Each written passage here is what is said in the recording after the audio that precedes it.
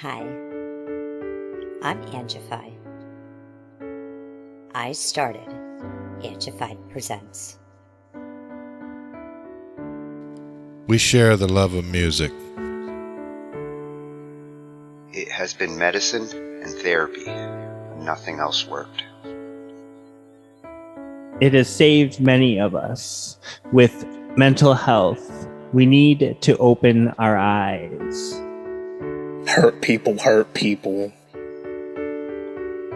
We ask that you listen, comprehend, and relate with your ears.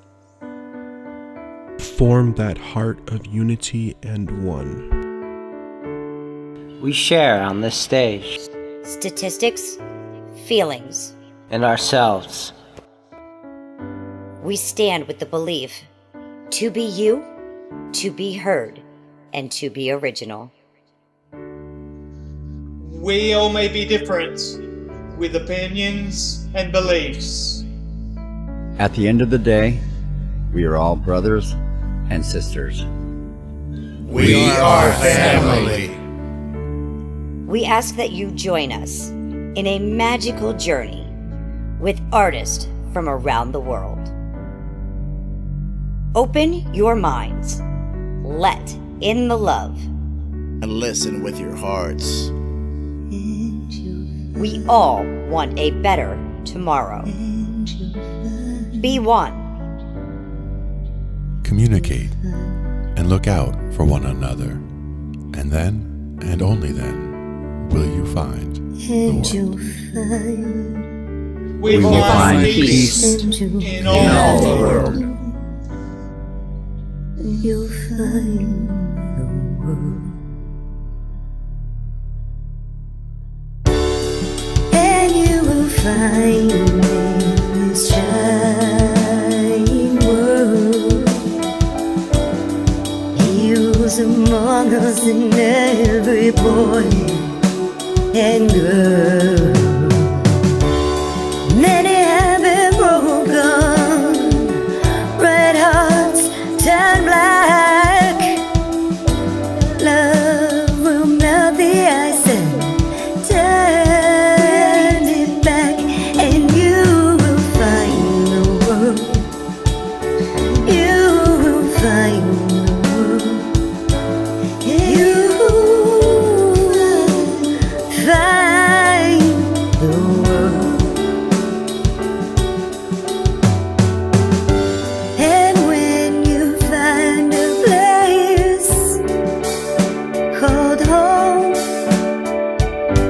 where everyone is free to roam, a whole new world, a better place for our children's futures at stake.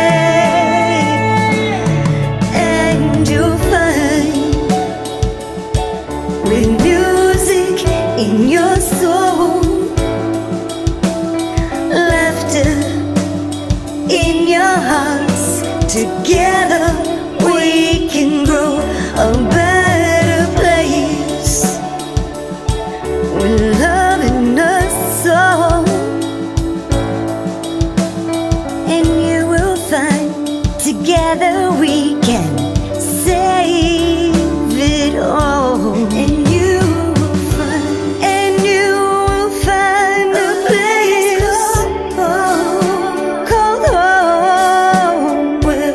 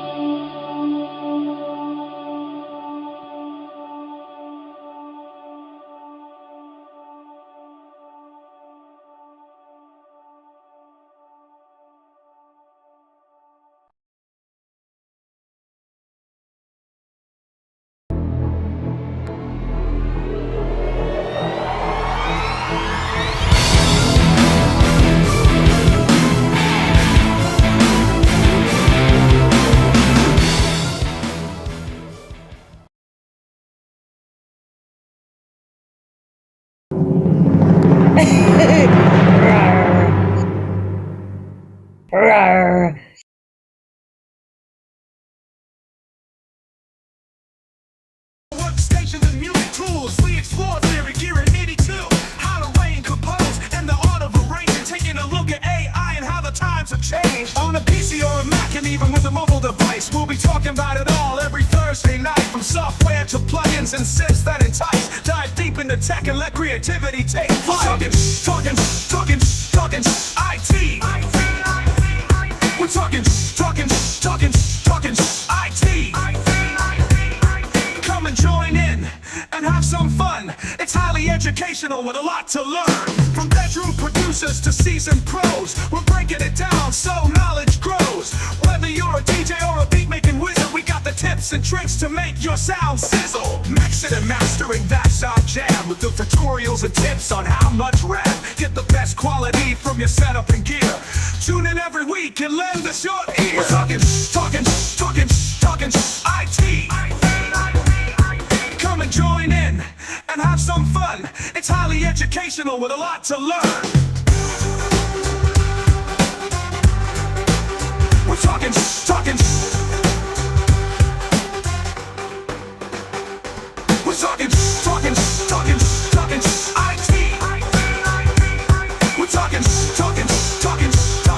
IT. Every Thursday night on Angified.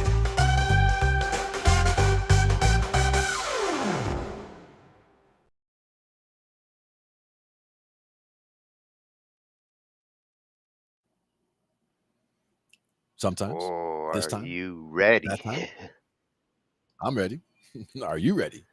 Oh, are you ready? It's Thursday I again. am now.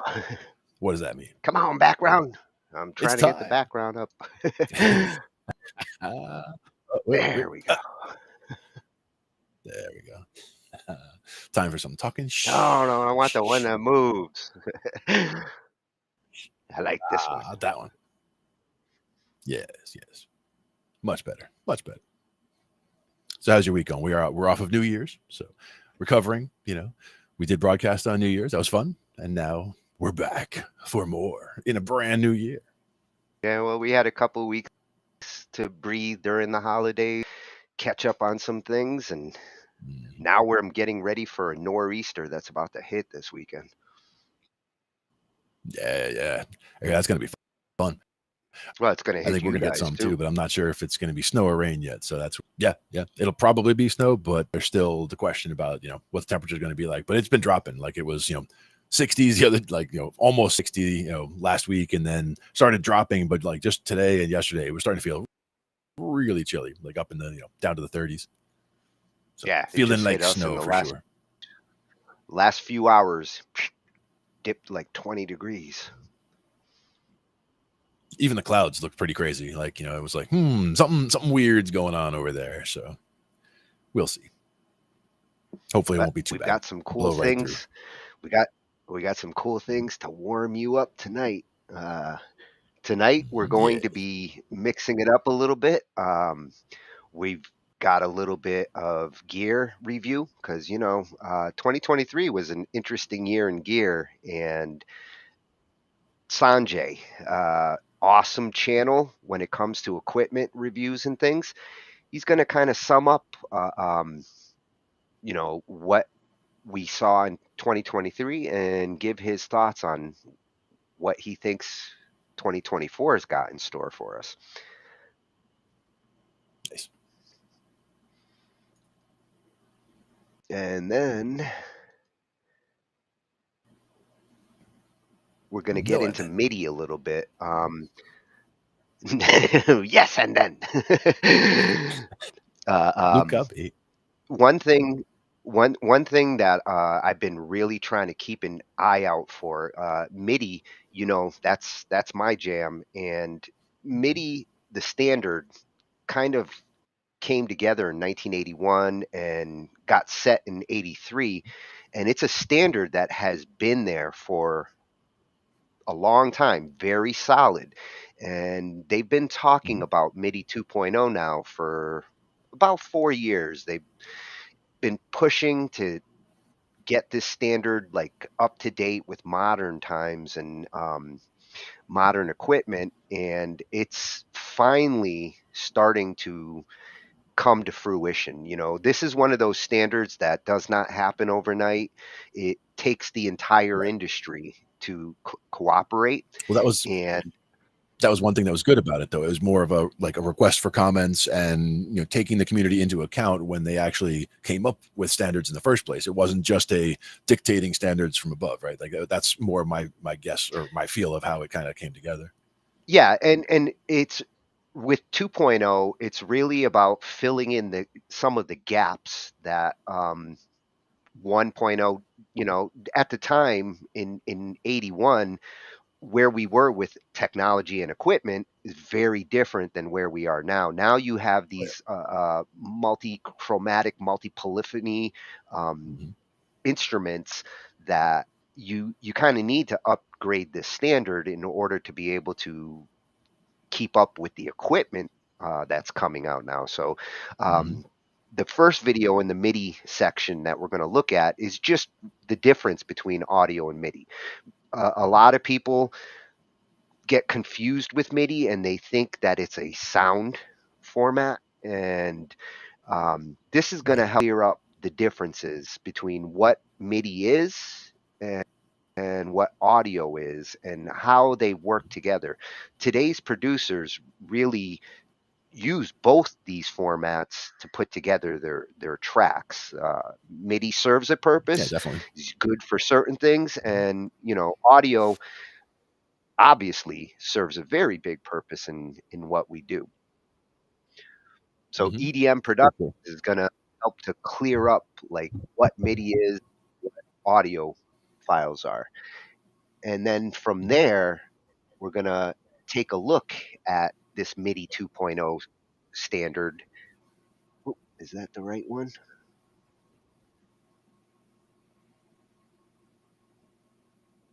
Oh, first giant upgrade to MIDI in decades is here. Yeah. Looks like the right one. I see classic versus smart quantize. Basically, the video looks the same. Yeah, the video is MIDI 2.0. The first giant upgrade to MIDI in decades is here. So I've got the wrong video on the screen, but the channel that we're looking at there is coming from Blue Road Home Productions. That's a new one for me. Yeah, this was a fresh one for me too, and one that I will be checking out because he is getting into this MIDI 2.0 standard, and what his video is going to do is talk about why they're doing it, what it's going to bring to the table over version 1. And the next one that we have is going to be coming from Jürgen McGraber. And this kind of complements it because in the last 6 months, they're finally starting to produce some MIDI 2.0 controllers. And that's why all this talk is starting to happen, because now the gear is coming into play. And Jürgen's going to talk about some of the equipment that's out there and whether it's ready and what it might be missing. And that's that one. Yeah. Channel for that video. It's weird. Now I'm sharing per tab, so I have to click that tab. Yes, indeed. So that'll take us through, like, you know, where MIDI is going, and then we're gonna kind of come back to home, and we're gonna get into some Bandlab tips. They just put out a new video on 7 ways to make your tracks more atmospheric, and you know, the ambient sound that like we're seeing a lot of these days.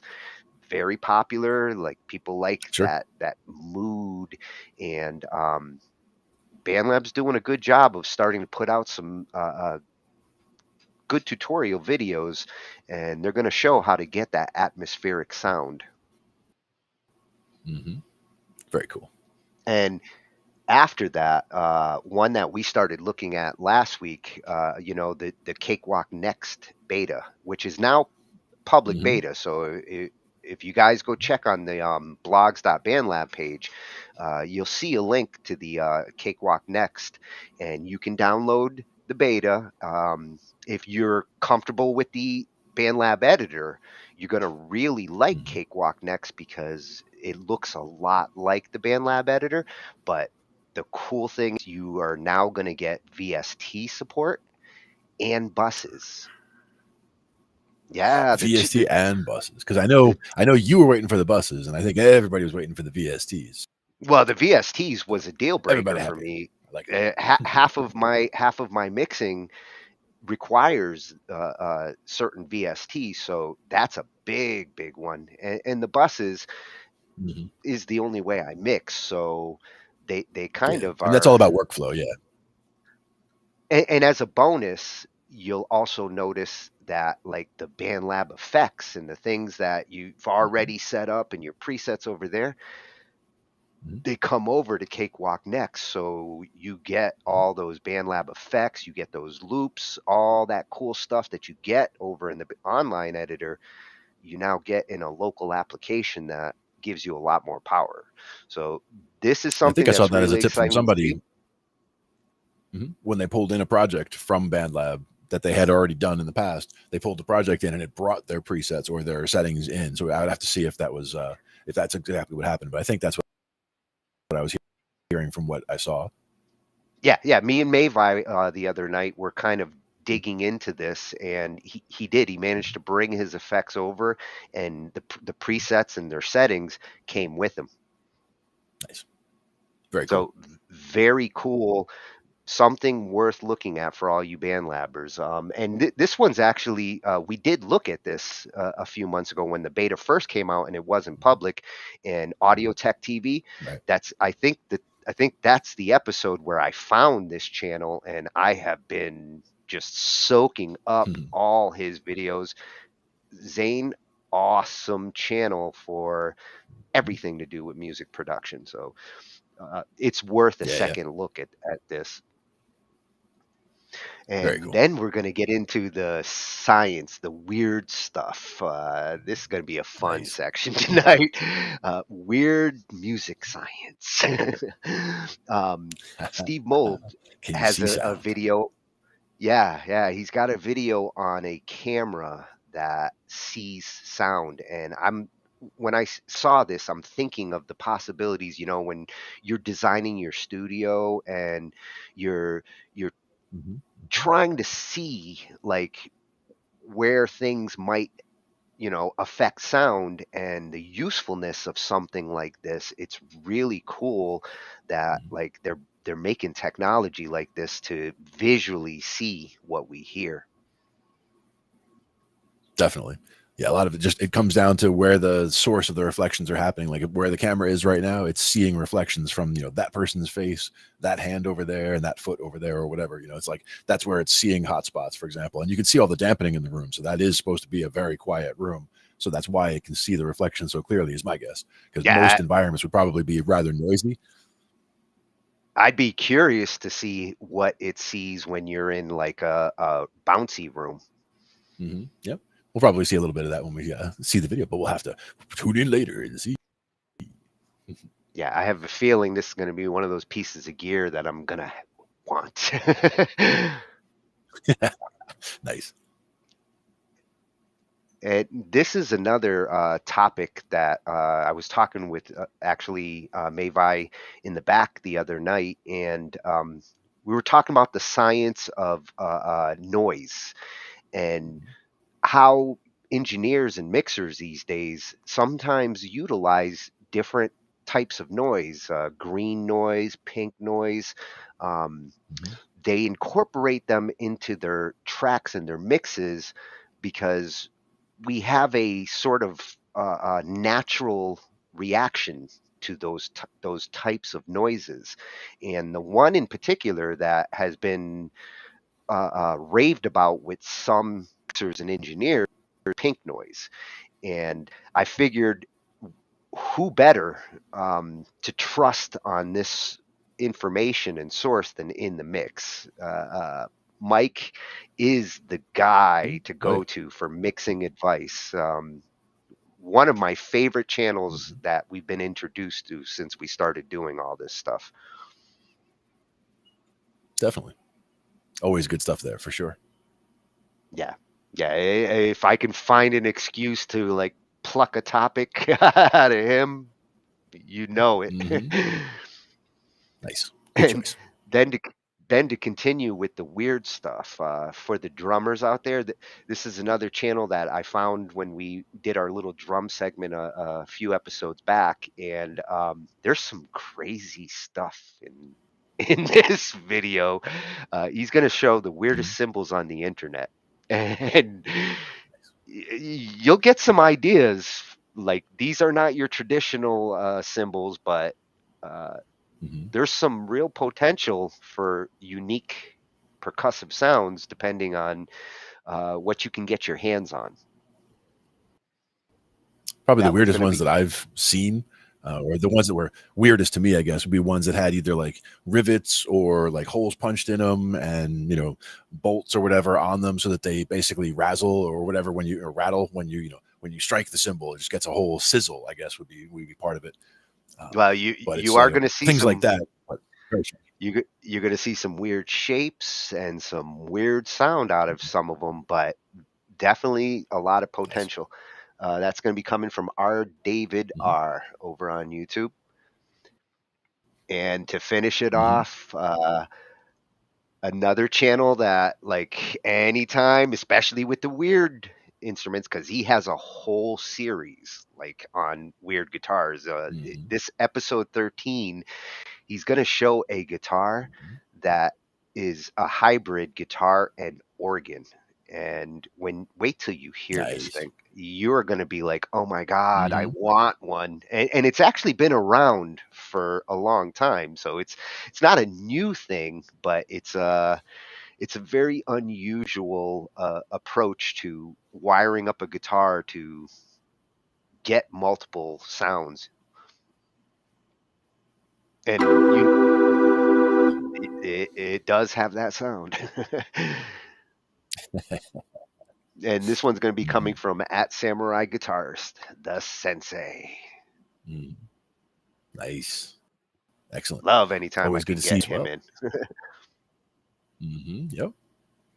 Good choice. And a nice all-around mixing of channels. I like it. Yeah, a little bit of everything tonight. And to start it off, Sanjay C, which is over at Sanjay C on YouTube. And again, the reviews and equipment on this channel are phenomenal. He covers traditional instruments, MIDI controllers, plugins, and VSTs. And what I liked about this video is this nice summation of all the things he saw in 2023, his analysis and the data that he saw from response from his users on which gear people really liked and which topics. So there's a lot to soak up in this one quick summation on trends that are going on in gear and equipment. And then he gets into what he thinks, we're going to see in 2024, because there's some cool stuff coming down the pipe.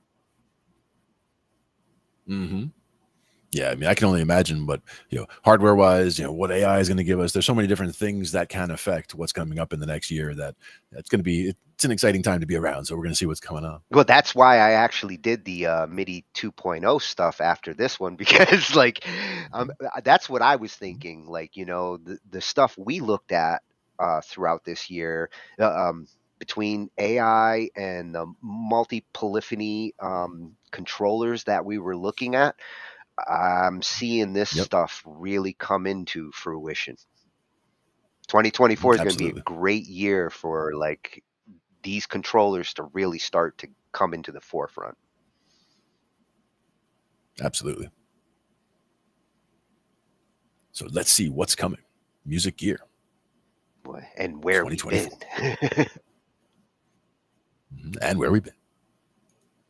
Artists, storytellers, beatmakers, 2024 is here. So this news report is going to be different. I'm going to take a look forward into 2024 and also look back at the most popular gear from 2023. We'll look at some hopes and predictions for 2024, the top news stories from 2023, and all the gear you all wanted most. Let's get to the list. First, the biggest news stories from 2023. By far, the biggest news story from 2023 was Universal Audio going native with their plugins, particularly offering them for outright purchase or as part of a subscription. This news video got over 100,000 views. The Universal Audio plugins are now more reasonably priced. You don't need UA hardware to make them work, and they have consistently released more and more from their legacy collection and also brand new plugins through the whole year.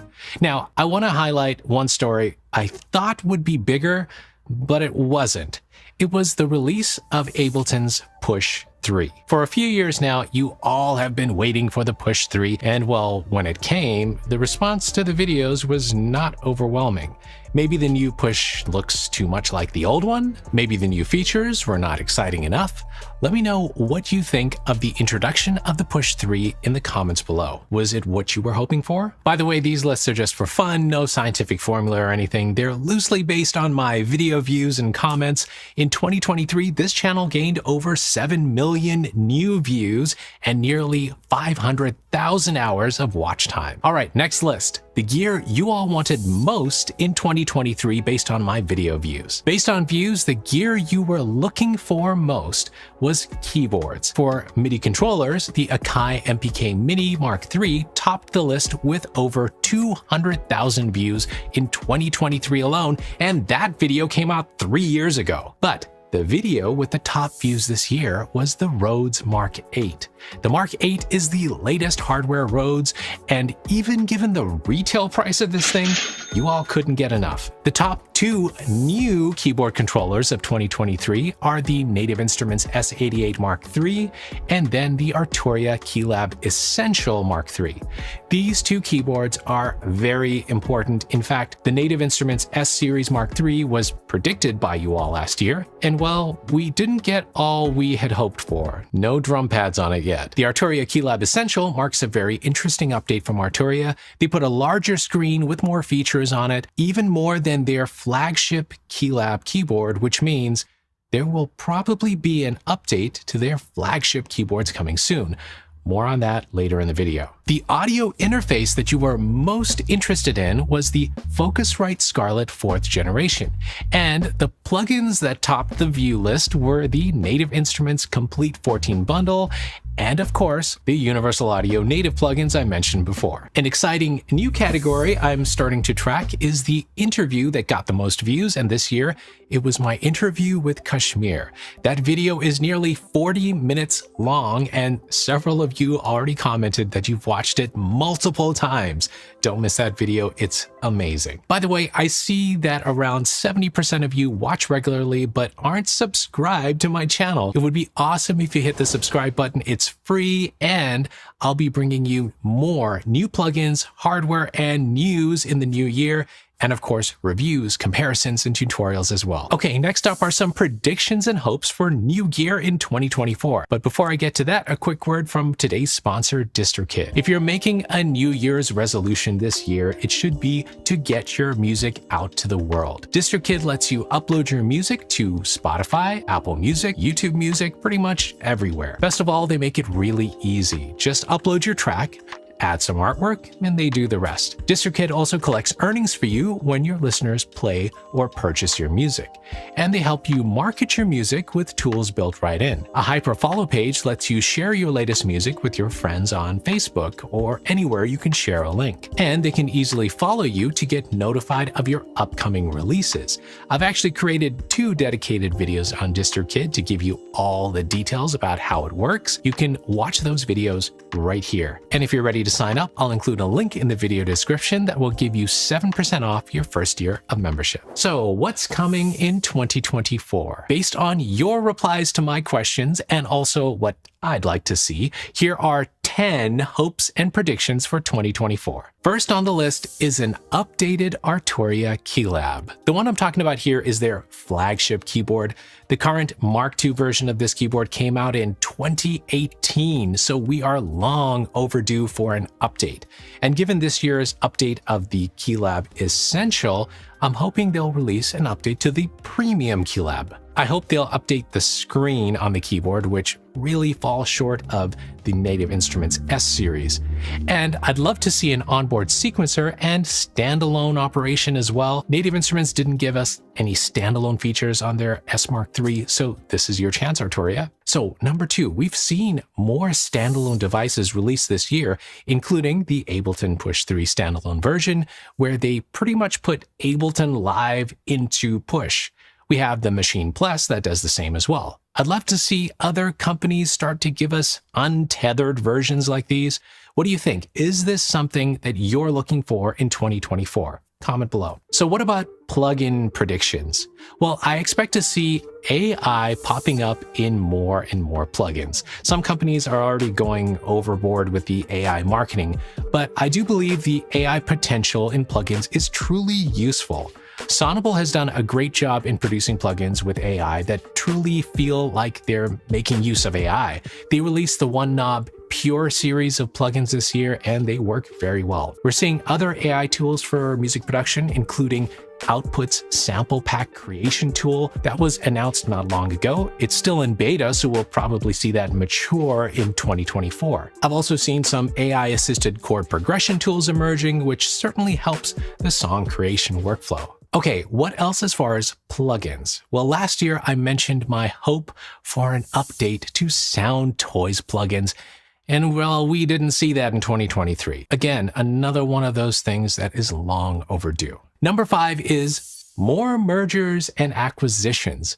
We saw some huge acquisitions this year, including Moog being acquired by InMusic, and more recently, Rode acquiring Mackie. Mackie is not a small company like Moog, so these are some big moves. We also saw Baby Audio acquire Denise Audio. I'm sure we're going to be surprised with more of these types of mergers in 2024. Okay, I've got 5 more predictions, but I want to hear from you as well. What do you want to see in 2024? What are your predictions? Leave it in the comments below. All right, next up, we've seen some incredible audio interfaces come out this year, including the Focusrite Scarlett Gen 4, the premium Neumann MT48, but one interface that tops a lot of lists still needs an update. That's the Motu M2. I'd love to see Motu come out with a new budget interface with some new features. They may want to join the auto gain trend or give us some other preamp flavors built in. Let's see what happens. Spatial audio. This has been an up and down journey through the year. There's been so much talk about it at music conferences like NAMM and AES this year, but at the same time, there's been a little pushback from home producers. I'll say this. Audio companies are adapting their products to Atmos, spatial audio. So the tools are going to be there. It's just going to be up to you to decide if you want to use them or not. Okay, the next thing I'd like to see more of is virtual studio products, things like Slate's VSX headphones, SonarWorks virtual monitoring, and even Universal Audio's Sound City plugin and their new modeling microphones. All of these products put you in a new studio environment and either let you hear your sound differently or process your sound in a virtual way. Tools like these bring the sound of much more expensive spaces and gear to your home studio, and whether they sound exactly the same as the real thing or not, I think they have a lot of potential. We may still be in the early stages of what these tools could bring us in the future, so hopefully 2024 evolves that a bit. All right. More subscription plans. I already predicted this last year, and yeah, it came true, but this one was kind of obvious. Yep, more companies have released subscription-based products in 2023, and I think we all expect to see more in 2024. The Waves subscription debacle was big news in 2023, as well as Minimal Audio's misstep in their subscription synth Current. And both those companies reversed course and hopefully learned from their mistakes. Okay, my 10th prediction for 2024 has to do with more expression. In 2023, we saw Akai introduce their APC64 with polyphonic aftertouch. Native Instruments also gave us Poly Aftertouch on their S-Series Mark III. And the biggest MPE drop of 2023, the Expressive E Osmos. Can't ignore that one either. I think we're going to see more devices with MPE capabilities in 2024. Hopefully companies expand on MPE and MIDI 2.0 capabilities. You know, I'll keep you updated on everything right here. Bonus, okay, maybe two bonuses. There's one product that desperately needs an update, the Novation SL. We need a Mark IV of this keyboard. This was a powerhouse MIDI controller, and we definitely need another. And another product you all really want is the Machine Mark IV. All right, that's it for the hopes and predictions for 2024. If you'd like to watch the best videos I released in 2023, you can watch them right here. Here's wishing each of you success in the new year with your music. Keep learning, keep sharing, and keep making the music you love. See you next week.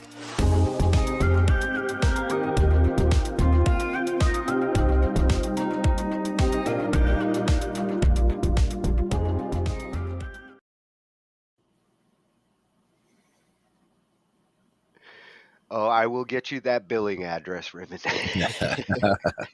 As soon as I can get some sponsors. And I'll get you the shipping address for sure.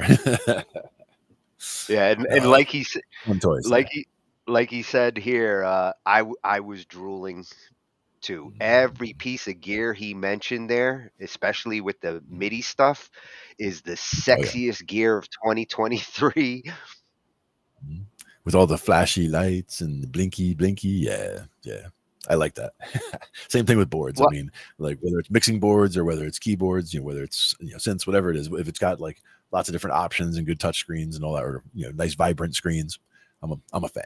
Yeah, well, I do like the lights, but when it came to features like that Osmos and the Machine and the Ableton push, what he was talking about with the integration, last year these things were making a lot of noise over on YouTube. When we were looking at all our stuff and all the gear, these were the things everybody was talking about. Yep, and that's the other thing. I mean, you don't have to have the top level gear to make things happen. You can still make things happen with very, very simplistic gear, but it's nice to see what's coming in the industry, what the trends are, what things are moving towards, so that if you do look to get a new piece of gear, you're getting something that is in line with where things are going. Something that'll bridge the gap to get you there.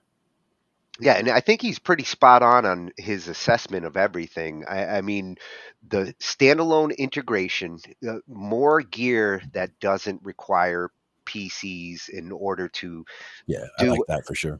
That's the main reason why when I bought that keyboard was everything that I would have wanted without a computer is built into it. I mean, it works great with the computer, but I like to know that I don't need one in order to use it.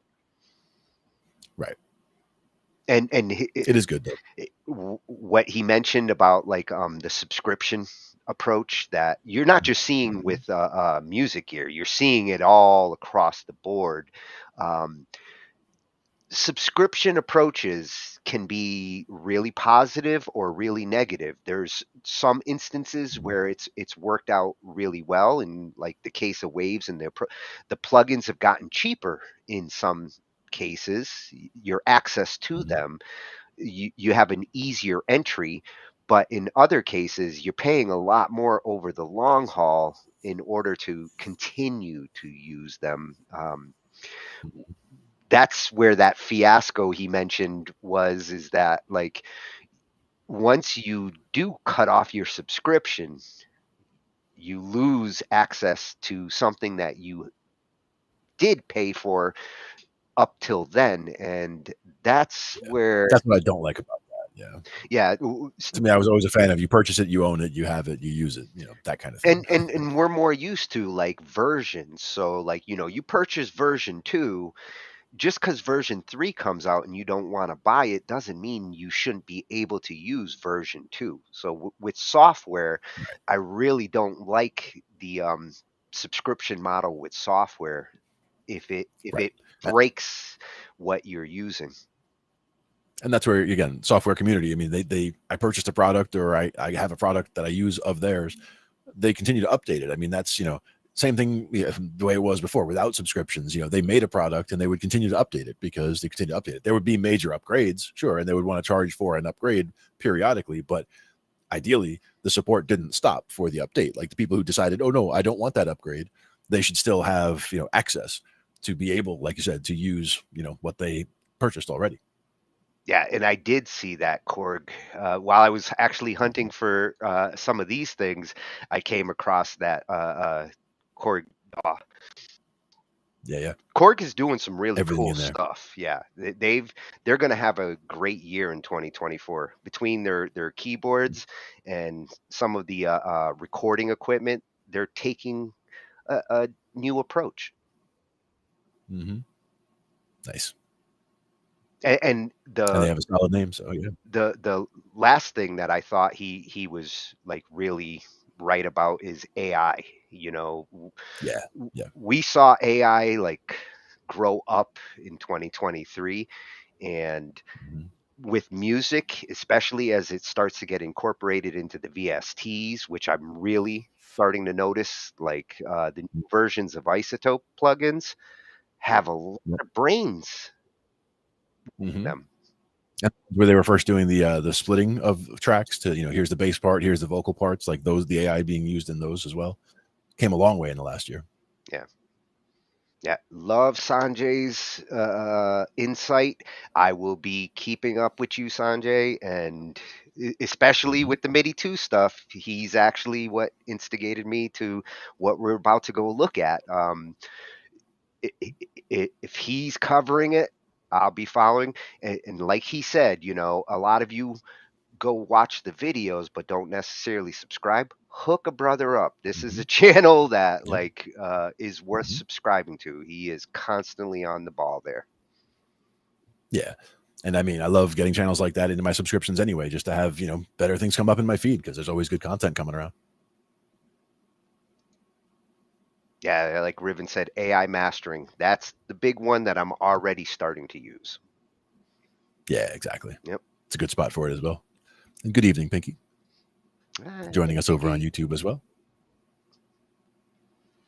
So we're going to be probably cutting in a little while here to only go over to continue the rest of the show on YouTube and Facebook and Twitch, right? So, and should mention that earlier. So I just wanted to give everybody a heads up because that'll be coming up shortly. Oh, and that's not immediately, but that's where you want to go if, you want to get some of your questions in there and get them spotlighted. We can do that there. With Bandlab, unfortunately, we can't integrate into that chat, so I keep an eye on it. But YouTube, great place to come and follow us. We only need a couple more subscribers to hit the 500. So who's going to be the 500th? I'm looking. It could be you. I'm looking. Could be you. Nice. So at Sanjay C over on YouTube, check him out. I think the next thing we were going to look at was the first giant upgrade in decades, right?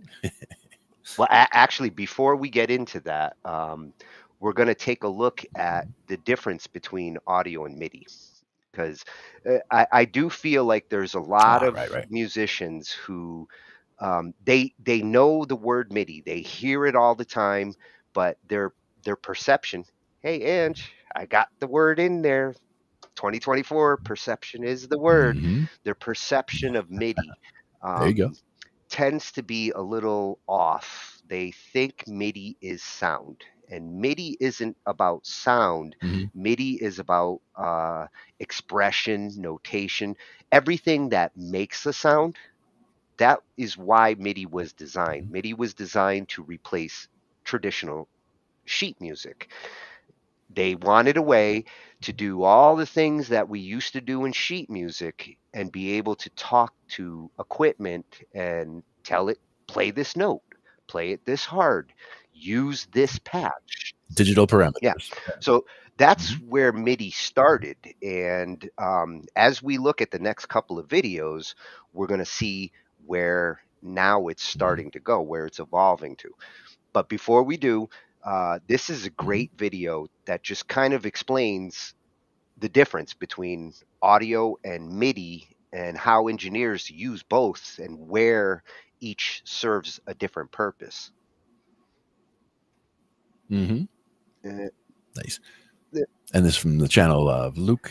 Yeah, at EDM Prod, EDM Productions, tutorials, podcasts, and resources on production, which I'm all about. Mm-hmm. Production is good. Let's see about the difference between audio and MIDI. Versus MIDI. Today we're going to compare which is better at particular tasks to make your production workflow, hopefully, a whole bunch more efficient. First major difference here is that audio is much more visual. This is also the reason why I encourage beginner producers to start off by using audio. It's just easier to comprehend because we can actually see the waveforms themselves. We can see where things are getting louder and quieter, and it's much easier to visualize the rhythm of the track. The second big reason is that we need to get familiar with all of the audio editing tools that we have at our disposal.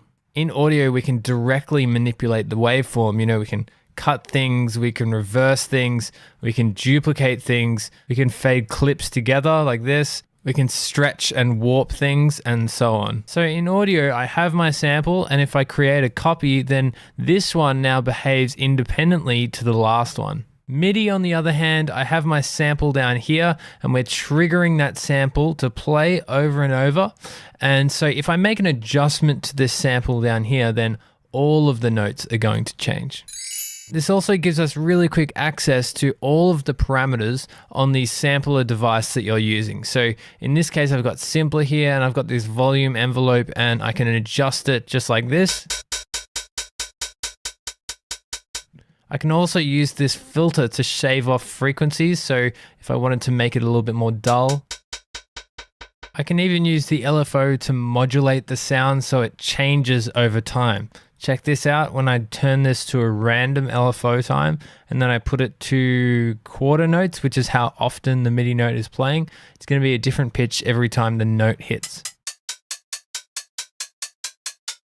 So when it comes to experimentation, I would say it's pretty even because there's great benefits to both audio and MIDI.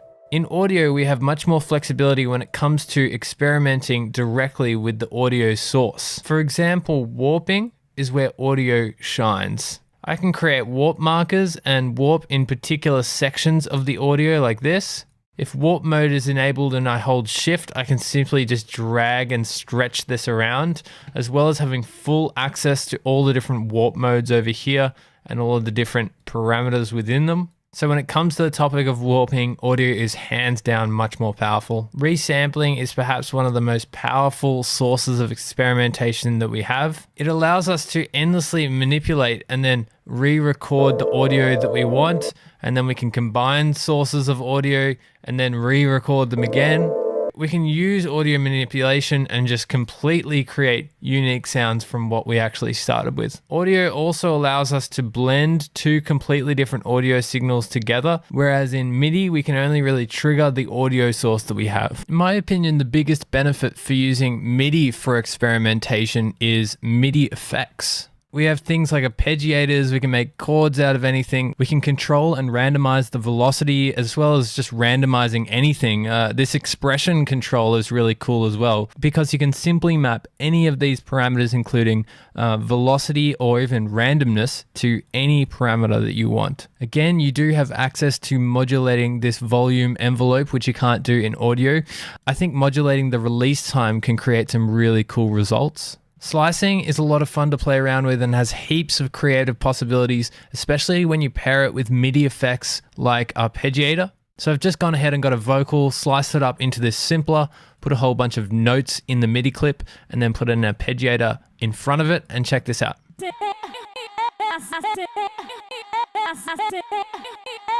So that's already a nice groove that I could build a track around. And remember, you can always freeze and flatten your MIDI tracks into audio if you then want to take advantage of the audio editing functionalities.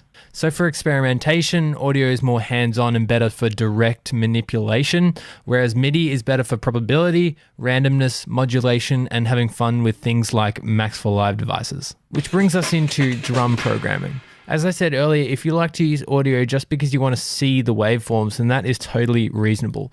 I prefer to use MIDI because I like the sort of hive mind mentality that it has. If I want to make an adjustment to my kick drum, so let's say I'm going to shorten it over here, then I want it to apply to all of my kick drums. Programming your drums in audio is essentially allowing each individual drum hit to have its own individuality. Working with grooves is a little bit easier to do in MIDI as well. You can see that it just changes the start points, whereas in audio, when you apply a groove, it warps the sample to make it swing, which is actually kind of degrading your audio quality a little bit. You can easily replace all of these samples at a moment's notice. This can also be done in audio over here, but the thing is, if your clip is consolidated like this, then it won't work. And also, if you have the same clip across multiple tracks and you replace it, then it's going to replace all of those audio clips no matter what track they're on. So it can be done, but it's a little bit clunky. Over the course of a song, we have hundreds of drum hits, so in MIDI, my project ends up looking a lot cleaner. And my favorite benefit of using MIDI is layering. I just need to make a group and show the chains, and then all I need to do is drag another sample in here, and it will layer them up, and the same MIDI note will trigger both of the samples. That's not to say that I don't use audio. I definitely use both, especially when it comes to one-shot things. Audio is really useful, like percussion, effects, and crashes and things like that. So again, audio provides a bunch of creative flexibility if you want to use the audio editing functions, warping, resampling, and prefer to see things visually. But then on the flip side, there's a whole bunch of benefits using MIDI as well. So I would recommend using both. When it comes to sampling, audio and MIDI can both do lots of the same functions, but they just work in different ways. I personally really like the workflow of sampling from long stretches of audio, sort of just experimenting and dragging it around and seeing which bits sound good. It makes it really easy to extract parts that you like, drag them off, and then start working with them straight away. When I'm sampling from drum breaks or just drum loops in general, I've been really enjoying using MIDI. The slicing function is really powerful. Go check out my How to Make Breakbeat video if you want to learn more about that. If you want to play your sample chromatically, then MIDI is the way to go. It's really easy to do that. Or if you just generally want to turn any sample into a synthesizer and then play it, you can do that in MIDI. Audio is great for one-time uses or things that are happening infrequently, like in transitions and effects. Whereas MIDI is something that you usually want to program, play, or be triggered over and over. So just to recap, audio is more hands-on. It's physical with how you can cut, edit, and warp the sounds directly. Whereas in MIDI, you're triggering a sample. So you've got this kind of hive mind connection between all of the notes, but it also allows for a lot of creative possibilities when you mess with that trigger. So I hope the summary has been useful. Let me know in the comments below which you prefer and why. If you've enjoyed the video, remember to like and subscribe to the channel. It really helps us out a lot. Otherwise, thanks for hanging out, stay safe, and I'll see you in the next video.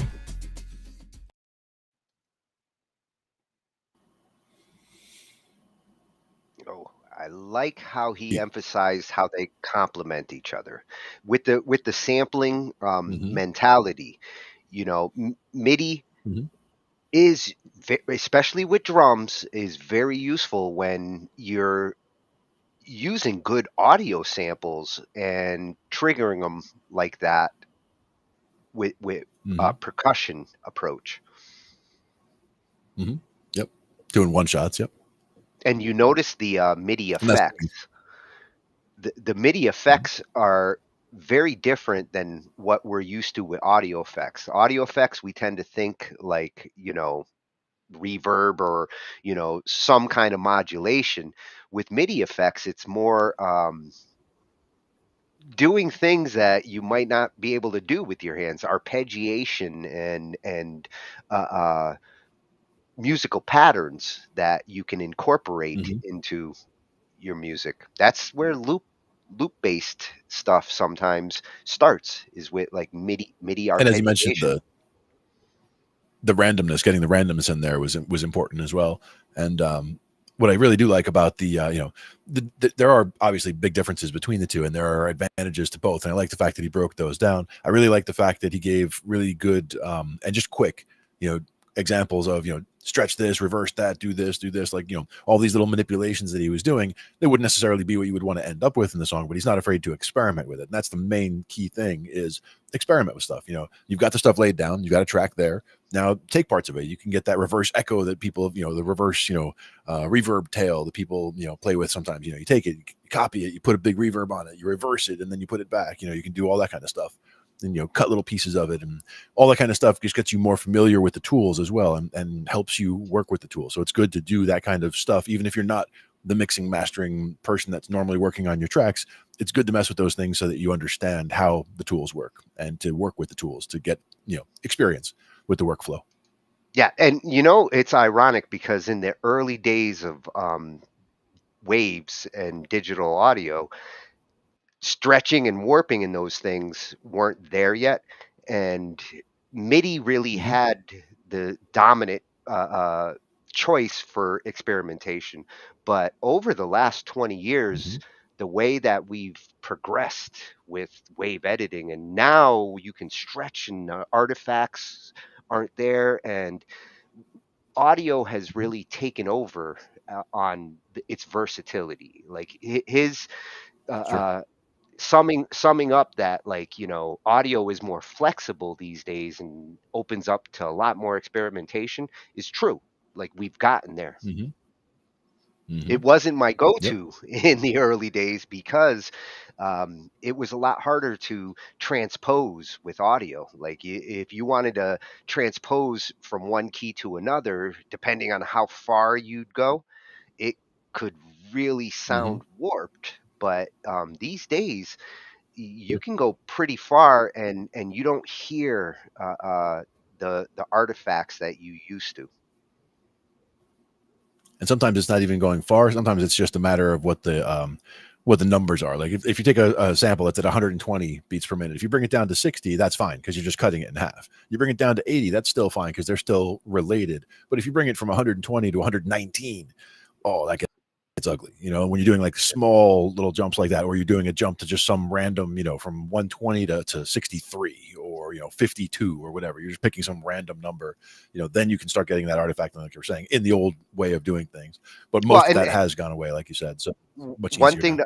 One thing to understand with transposing with audio, if you because you can do that with Bandlab, you set a key, and if you change the key of the project, Bandlab will transpose that track to the key that you set it to. But in order to do that, it either has to shrink it a little bit or expand it a little bit to change its pitch. So the track actually changes in size. Whereas with MIDI, transposing is just simply saying, okay, don't play it in C major, play it in A major. And MIDI is just note data. So the notes it hits don't actually, the size of it doesn't change. It just changes the notes it's hitting. You could also just highlight and grab that bunch of notes and drag it up or down, and it would be the same. The melodies are all the same. Everything is relative to each other the same, but now you're moving it up or down in pitch. Yeah. Oh, bless you. I thought I was going to get to the mutant time, but I'm not sure I did. Apparently not. Thank you. That one snuck up on me. That was a good example of how each of these types of tracks that you're going to deal with in your DAW can be useful. Don't think that you can do it all with audio. Don't think you can do it all with MIDI. You need to understand both and how they complement each other. And use each for what it's good at. Use each for its strengths and try to avoid their weaknesses. But yes, use the combination for sure. And experiment with things. That's the main thing. Yeah, the good new Freshie channel at EDM Prod over on YouTube. We'll be back. If he's into production, I'm into production too. Absolutely. And then the one I was thinking about was the giant upgrade to MIDI. Yeah, I this think is that's the where we're one. heading next, just to look at.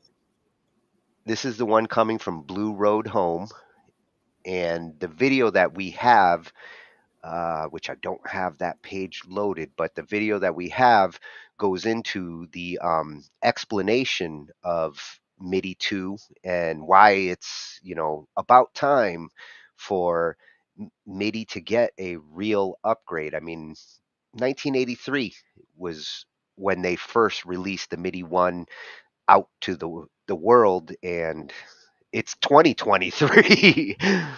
And we're just Every 40 finally years or starting so, to we should come up with a new ratify. one. Well, you gotta give them credit with that standard. It was solid, and good standards don't need drastic changes. Right. In And that in was the other that question. I mean, the time, first thing that usually people ask about we've gone with a MIDI 2.0, they want to make sure it's backward compatible. we've gone through 3 USB standards in less than that time. So it goes to show you, Yep. how solid of a standard it is. Right. But also, the rate at which things change gets faster and faster over time. So things are changing more rapidly right now than they did 5 years ago, 10 years ago. Like, as time progresses, things change faster. It's 40 years. It's getting, like you say, it's time for an upgrade. It's like more and more time for an upgrade, as time goes on. So we really should have something that can have more capability. But as you say, the fact that it did, suit our needs for 40 years is very solid, because that's Well, all. I mean, think of all the change that's happened over those 40 years in hardware. and it certainly served its purpose, which was to replace sheet music. Nowadays, more people utilize MIDI to read music and learn how to play instruments than they do sheet reading. Sheet reading has kind of become one of those classical ways of reading music. Or you still have musicians who do it, but there's a lot more who pick it up a lot faster when they see a piano roll. I'd rather learn a song from a Exactly. piano roll Yep. than from a musical staff. Yeah. Oh, it's very visual. And that's, and a lot of the programs that, try to teach you how to, play music. There's there are websites or apps that you can get, whether it's the bouncing ball or whether it's whatever, when the notes are coming down, and they'll show you, oh, you're in at the G now, so it's going to come down with a note coming above the G. Once you get how that works, then it makes it easier to read that stuff. And, things like the piano roll, very, very useful for seeing how to play a part. And like Riven said, sheet reading is kind of like cursive writing these days. You might learn it in school, but whether you apply it to your profession. Mhm. Yep. And less people will be able to recognize it. Oh, what is that? Why is it all curvy? Why is the writing all curvy? That's when I was a kid, they used to teach us to write like that in school. It slapped me with a ruler when I didn't write it right. Yeah. Well, I never had to deal with that for sure. Nobody But we wants did to learn how slap to a write squid. giant. Who wants to slap a giant in the hands? And I was for the whole time. I was like, every year school picture, it's like, there's me in the middle, in the back, standing up, tallest. Everybody else kind of out from there. One of those things. But it was really between 8th grade and freshman year, because at the end of 8th grade, I was or in the middle of 8th grade, I was like 5'9", and then the first day of freshman year of high school, I was 6'3". So I over the summer almost, I grew those 6 inches, and it was just, I was a big kid, so nobody was messing with me as a freshman for sure, or better. The growing pains. But I was a jolly guy. I've always been very friendly. Yeah, growing pains are real. That's the other thing, is a lot of people don't, they hear the expression growing pains, but yeah, like waking up in agony, with your knees or your back in major pain because your body is like stretching faster than it's supposed to. It's it's not fun, but it's one of those things you deal with when you're a giant. It's all good. I found it. So his page was on the Blue Road Home. The address on YouTube is at Blue Road Home, and this is the video that we're going to be looking at. MIDI 2.0, the first giant upgrade to MIDI in decades. Yeah. Many decades. We're saying 4 at least. But major upgrade time. Let's see what we got.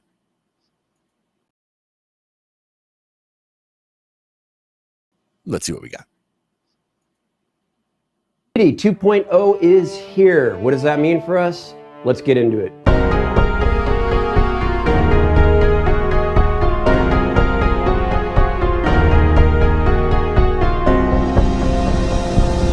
Welcome back, everyone, and if you're new to the channel, thanks for stopping by. I'm Michael from Blue Road Home Studio, and today we're here to talk about MIDI 2.0. So it's true, the MIDI Manufacturers Association, better known as the MMA, have finally approved all the standards that are MIDI 2.0. So this is actually a big deal because this has been years in the making. Now, what exactly is the MMA, or who are they? Well, if you're a Star Wars fan like I am, I kind of like to think of them as the Jedi Council of all things MIDI in the universe. But in reality, it's a group of people from some of the largest development companies such as Apple, Steinberg, Roland, Yamaha, Ableton, even Google. And the reason it's comprised of people from all these different development companies, some smaller and some that I didn't even mention, is because MIDI itself, it has to be universal. So everyone has to be on the same page as far as all the standards for MIDI. You don't want to be adding adapters and trying to get MIDI equipment to work together. No, it's one universal standard. Before we get into some of the advancements of MIDI 2.0, let's take a quick trip back into this nice little corner in time that was 1983. Yes, it was the year when Star Wars Episode 6, Return of the Jedi was released, along with some other iconic movies such as Superman 3, War Games, and Octopussy.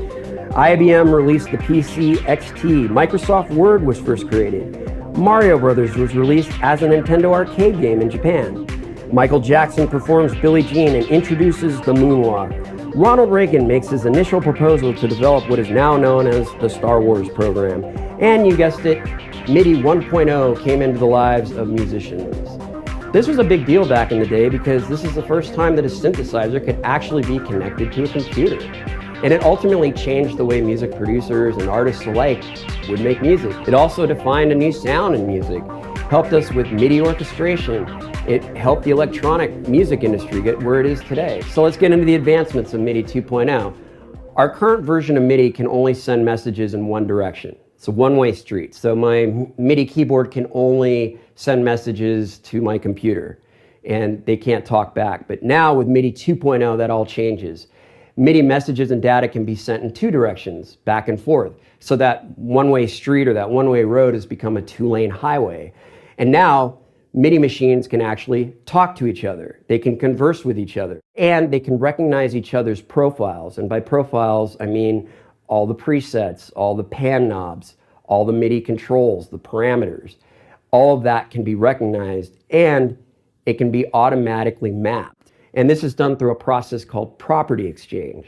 Now, this property exchange that will recognize profiles will also probably take place with software.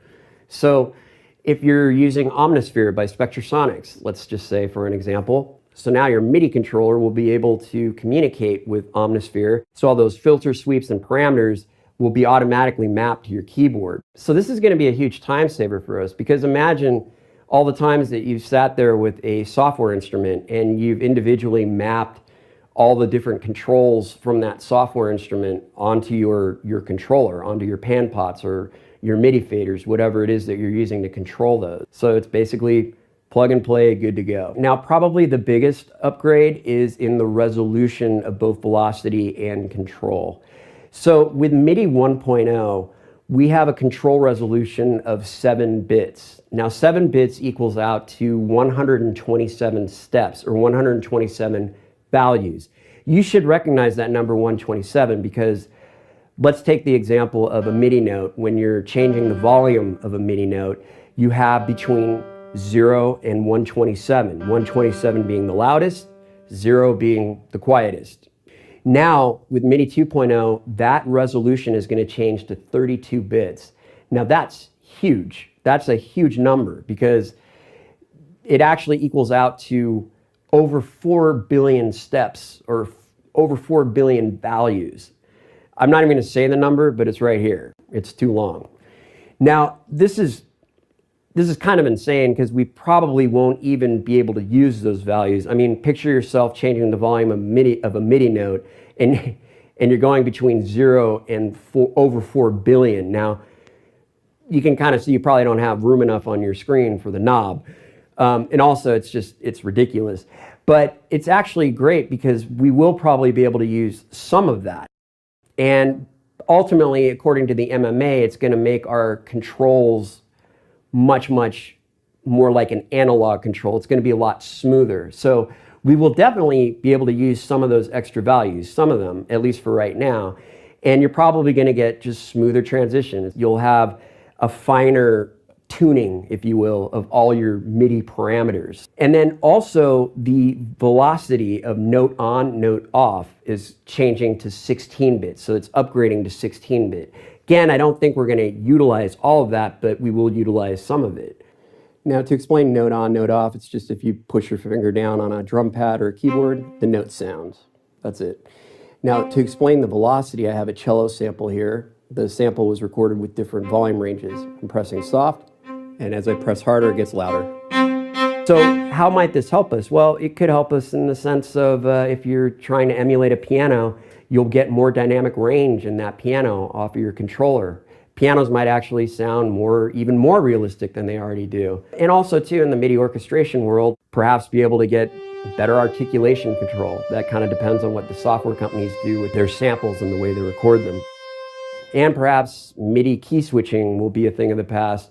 And key switching is kind of a tedious process when we play out a performance and we want the articulation of, say, a violin to start with pizzicato and then go to legato.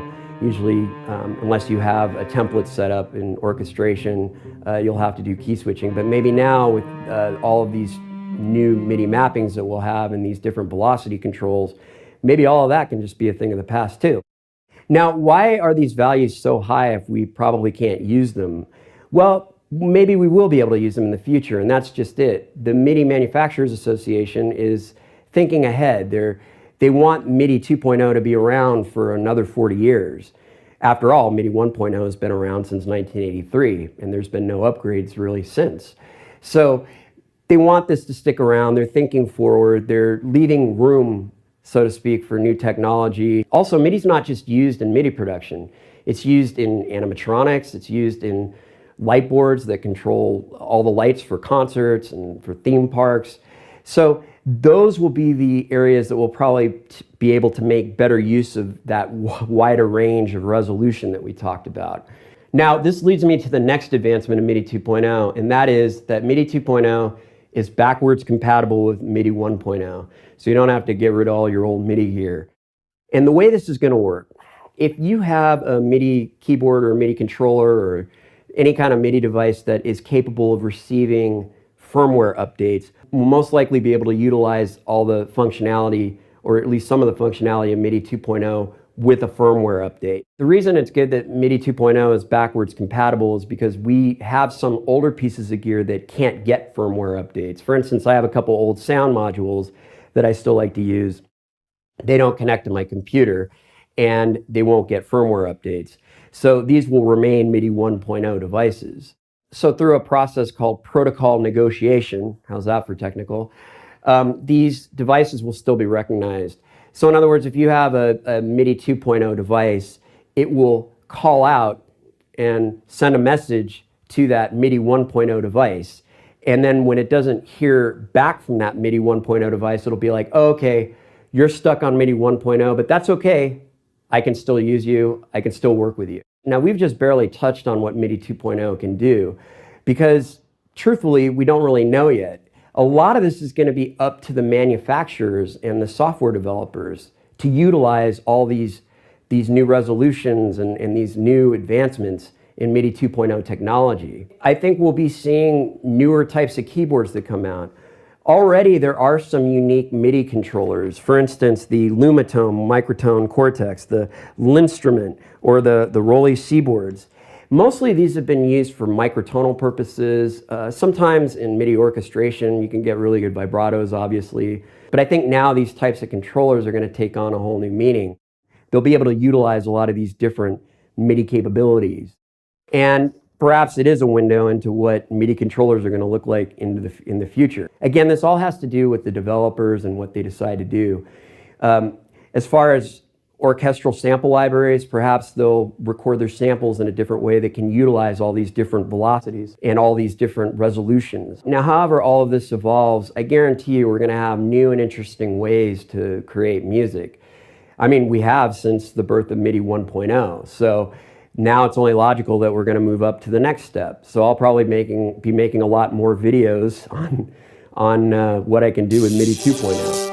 One definite thing we can say with music production is it's always evolving, and this is just another step in that evolution.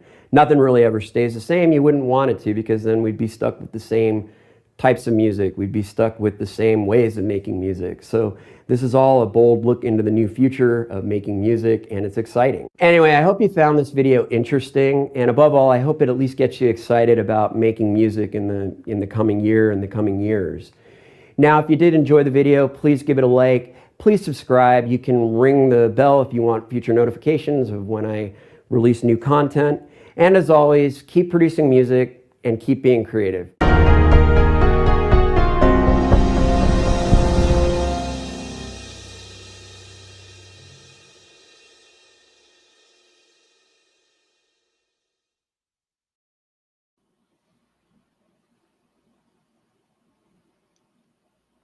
Oh yeah, some cool things coming with this technology. Indeed. And yep, a little bit of vibrato with a mod wheel. Yep, you could set that up.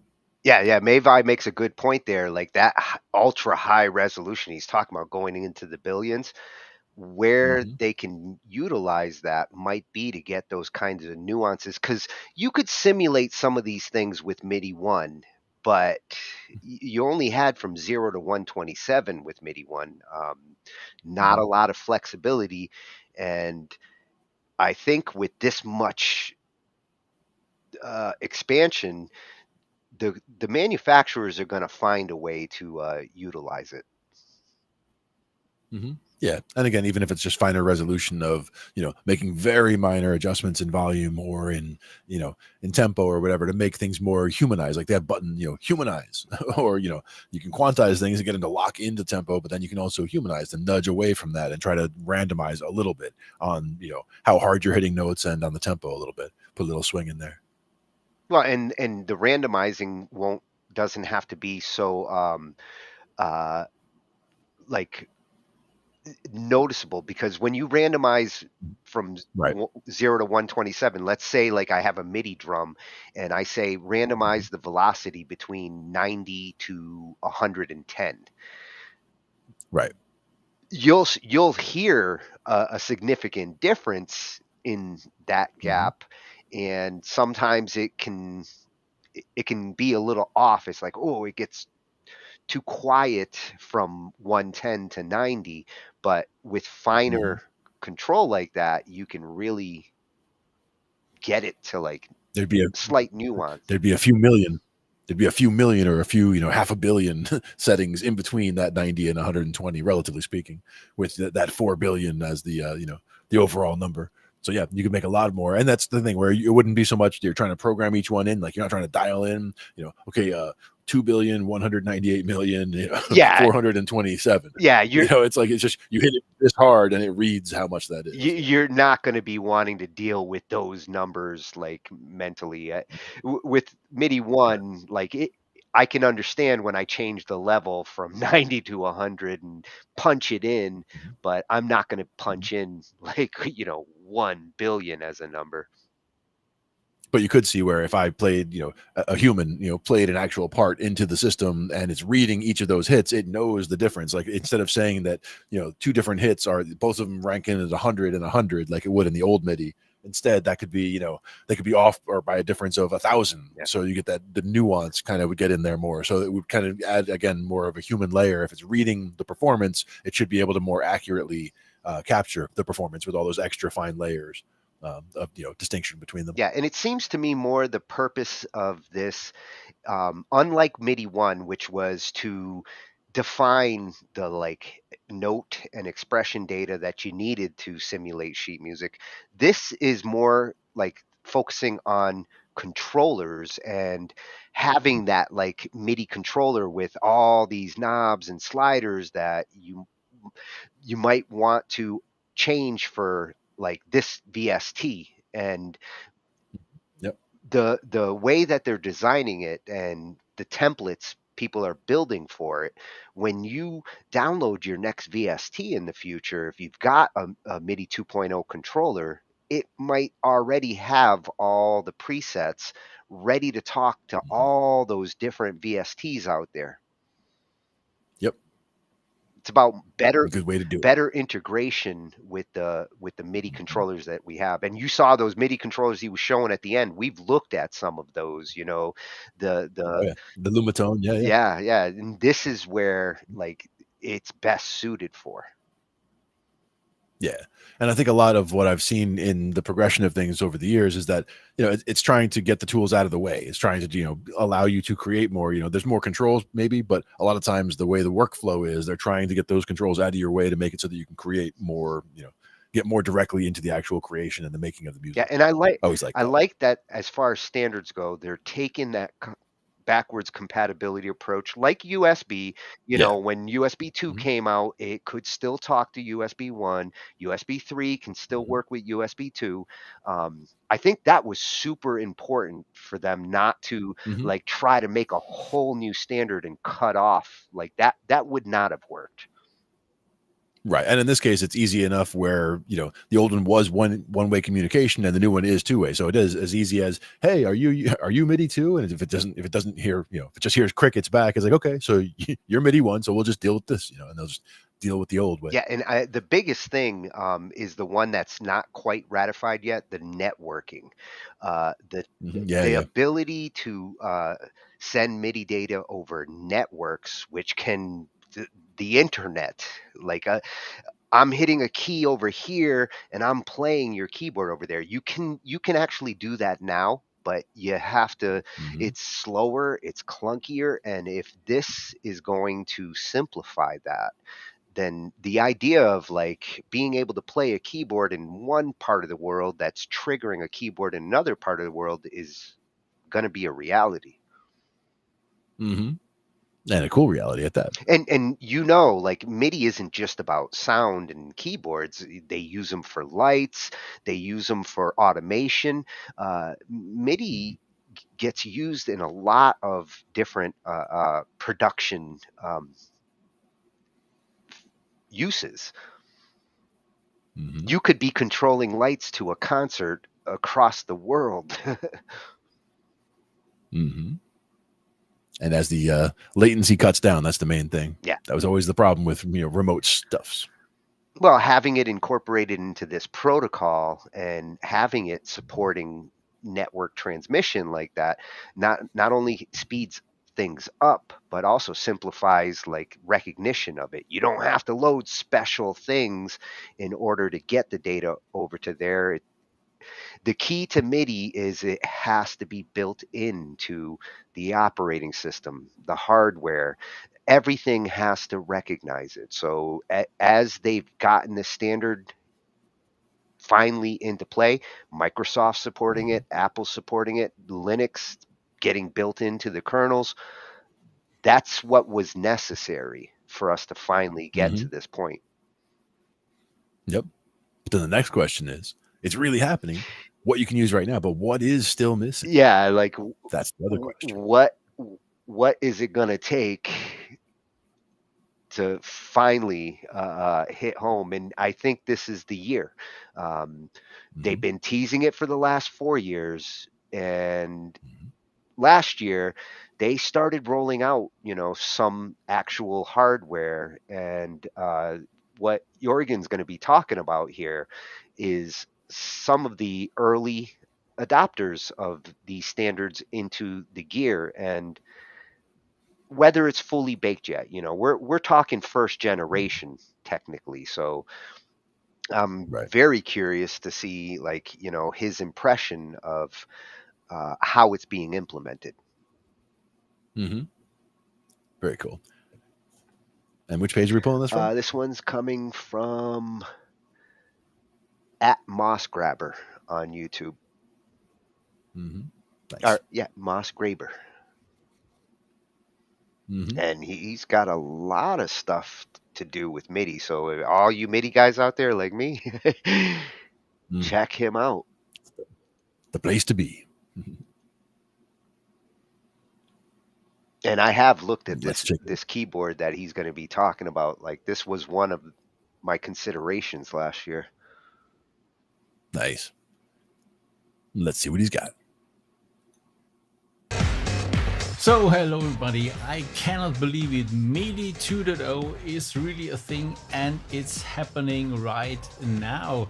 About 1 year ago I did a very critical look at MIDI 2.0. Is it really a thing? Is it really happening? And back then there were first signs that it could come into play and you could be able to use it, not anytime soon, but it will happen. And now some things really show up, so I thought it's time to have a new look at what's now possible.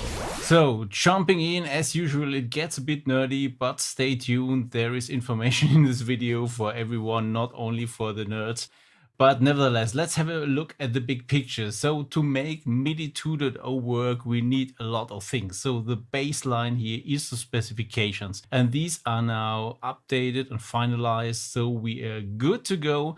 One thing a bit pending is the network. So currently we only have MIDI via USB. If you remember, MIDI 2.0 is neutral from a transport protocol, so which means it's a specification only for the data, and how this data is transported is up to other specifications. For example, there is one for USB and there is one upcoming for network, and there are more pending and more ideas how you can send MIDI around the world.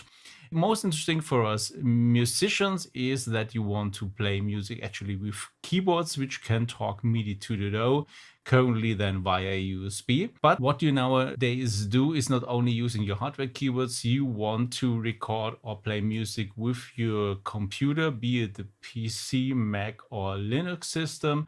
So the operating system needs to support it as well for the developers to implement their host, which normally is a DAW, but could also be a non-recording host, and also the plugin manufacturers, and as well some helper frameworks which make life easier for developers. All these things need to talk MIDI 2.0 to make it work.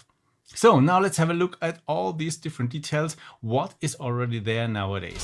So let's start with the funny stuff. Let's look at hardware we can buy today. And just by incident today, when I started to do this video, Roland announced the firmware update 2.0 for the A88 Mark II, which was announced in 2020, so 3 years ago, as a MIDI 2.0 capable device, which was simply impossible back then because there was not even the specification available. But today they really updated it, so they can really hold up the torch for being the first one for having a device which you can buy on the market, which really speaks MIDI 2.0.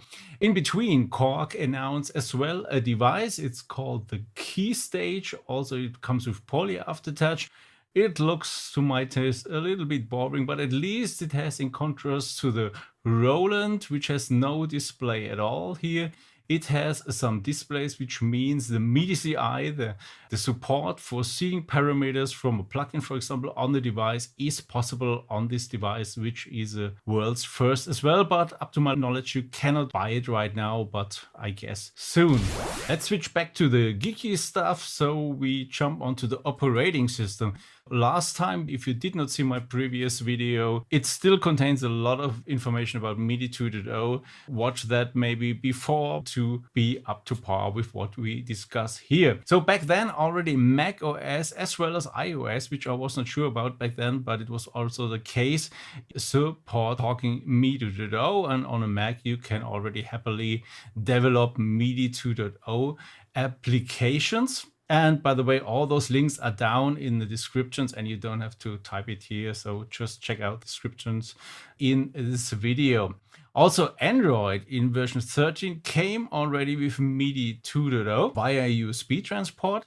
And yeah, there can also check out here the documentation if you're interested in that.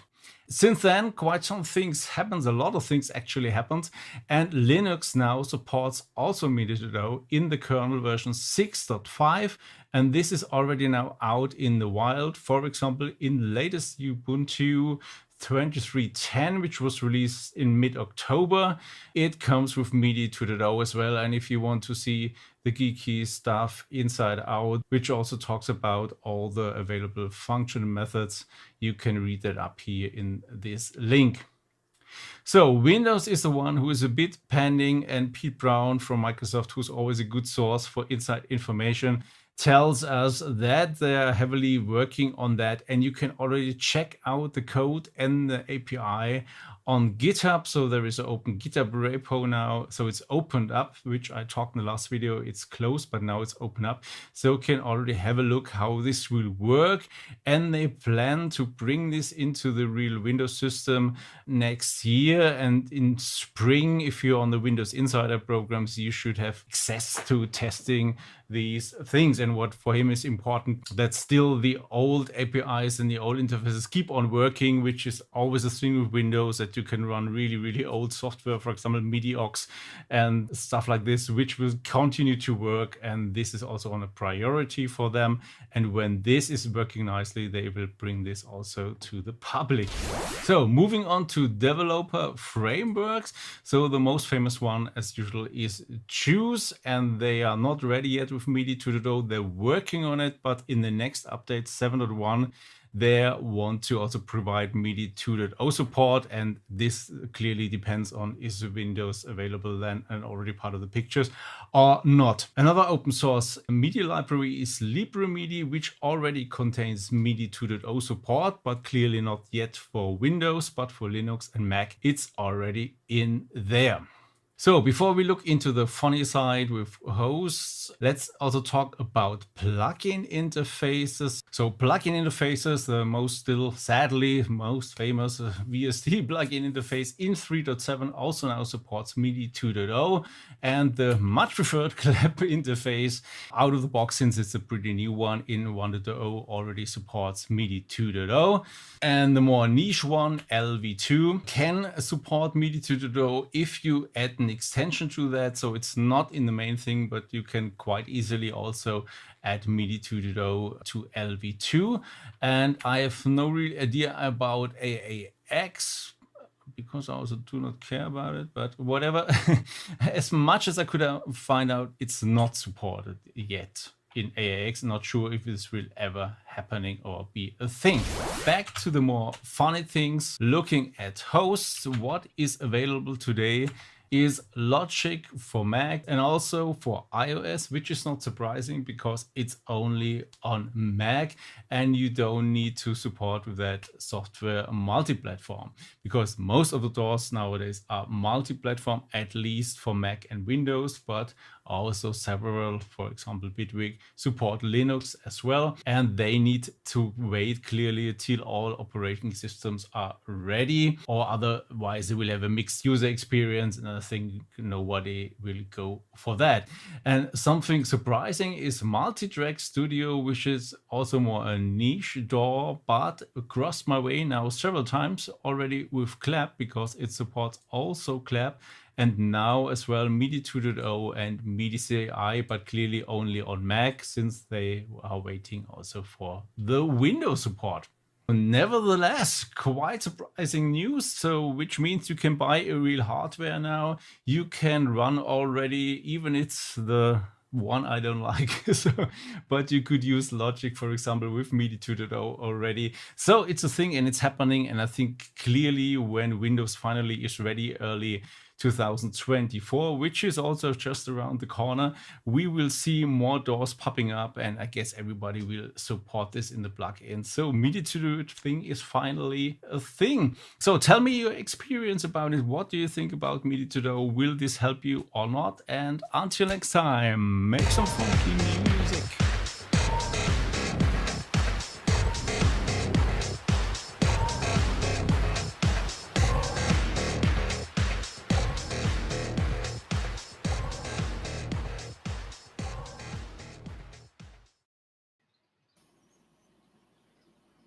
So it is 2024, and we're there. We're there. First corner, turning that first corner. Well, and like Early 2024 is where we are. like he mentioned, there's still some things to smooth out on the Windows side in some cases. But Mavi was mentioning like Bandlab already recognizes his iPad as a MIDI 2 device. So, Bandlab's on the up and up there. Yeah. Nice. Being ready with the times. Yeah, and it is a matter of having the hardware on like an operating system in his case with the iOS operating system, and the hardware over there is already ready, and Bandlab can see that. Yeah. I like that. Good communication going on. Yeah. I see their challenge though with the networking. There, they've got to, not only are they working with the MIDI standards committee, but they also have to work with the networking standards committee. And you know how network standards, they move at like a snail's pace in getting them ratified and implemented. So might take a little longer to get the networking support of it to fully get implemented. It's also a question of what you're trying to implement through the network that you can't do locally or what have you. What exactly are you trying to accomplish, with the networking? Well, in this case, it's about protocols, so it's about understanding the message that's getting sent and getting it over the network and having it understood on the other end. Mm-hmm. But like for the most part, if you're dealing with a couple pieces of hardware, they're going to be physically in the same area, right? So like the networking aspect of it, like you can't, like right now, if you had the two pieces there and there's no networking, you can just connect them, with the way things are at the moment.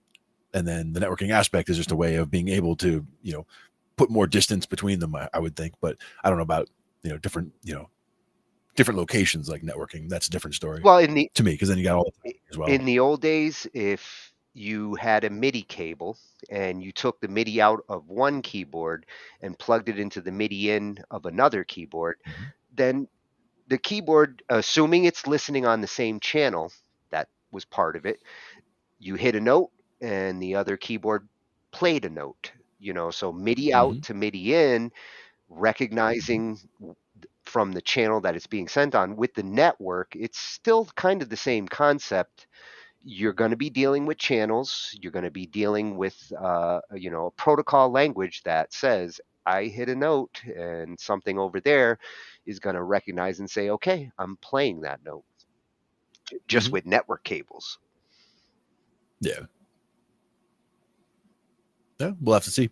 We'll have to see how it comes around. Yes, this is an exciting time to be a MIDI enthusiast.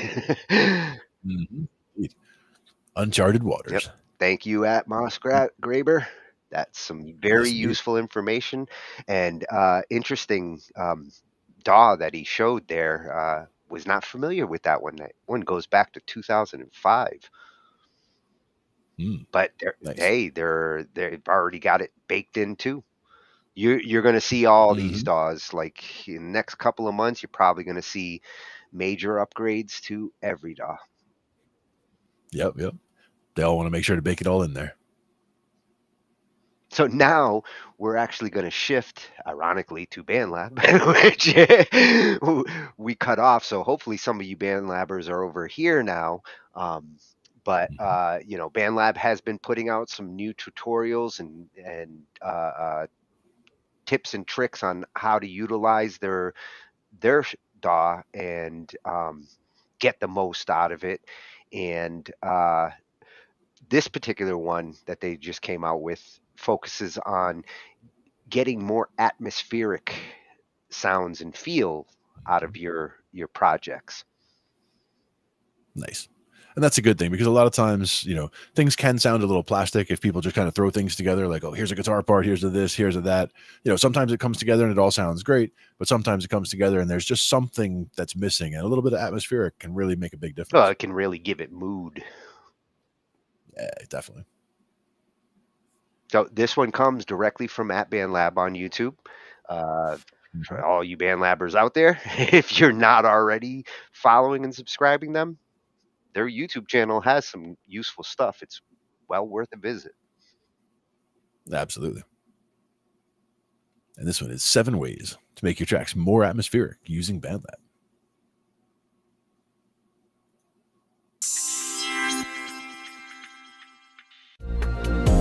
Hi, this is Mike from Bandlab. In this video, we're going to look at how you can use samples, effects, and processing to get a more atmospheric sound in Bandlab. You can open this project yourself with the link in the video description. And if you find this guide useful, please hit the subscribe button and the notification bell to be the first to know when new videos drop. Here I'm starting out with a sketch I made earlier. If you're looking for a guide to starting your own track from scratch, check out our playlist of video tutorials.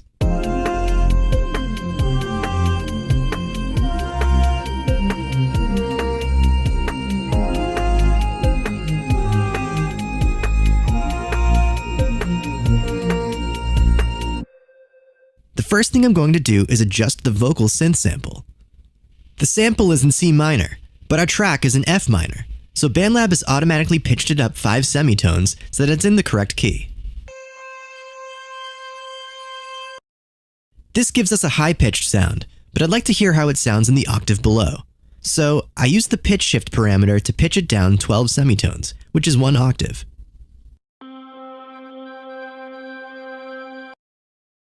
Pitch shifting vocals up or down an octave can often lead to texturally interesting results, and I think in this case the new pitch suits the track better.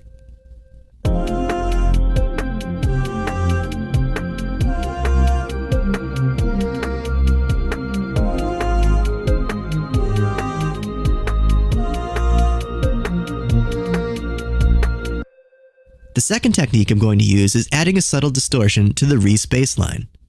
When used appropriately, distortion can help bring out the harmonics of a sound. In the effects panel, I add a distortion BL driver effect. I turn down the drive to 0.6 to make the effect more subtle and set the volume to 3.7 so that the effect doesn't make the bass line too loud. The processed bass has a grittier, more analog feel than the original version.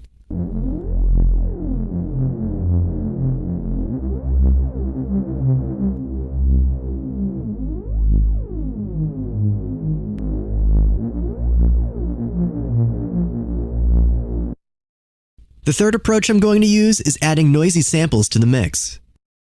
Many producers use white noise as a way to fill out mixes, but I want to use something less harsh and more organic sounding here.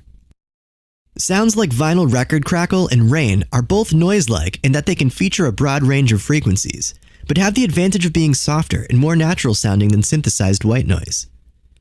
I use Bandlab sounds to locate both vinyl and rain noises and add them to the mix.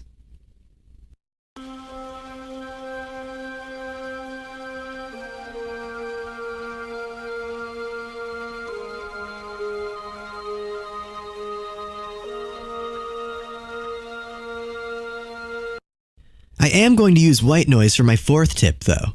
Rather than using a regular sound like a crash cymbal, you can get a more esoteric, atmospheric feel using a truncated and faded white noise sample.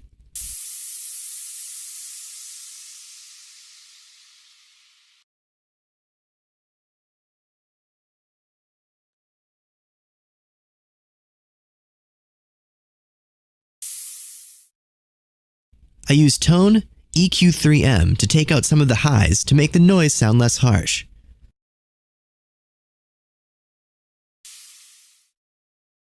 I then apply delay, D-delay plus, with a high feedback level to give the sound a longer tail.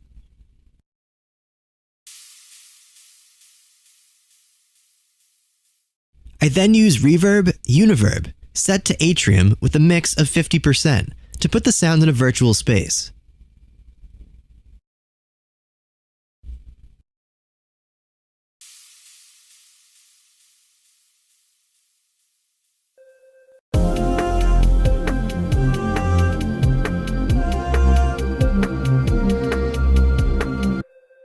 The fifth technique I'd like to show you is to add what's sometimes known as a spot delay or spin delay effect.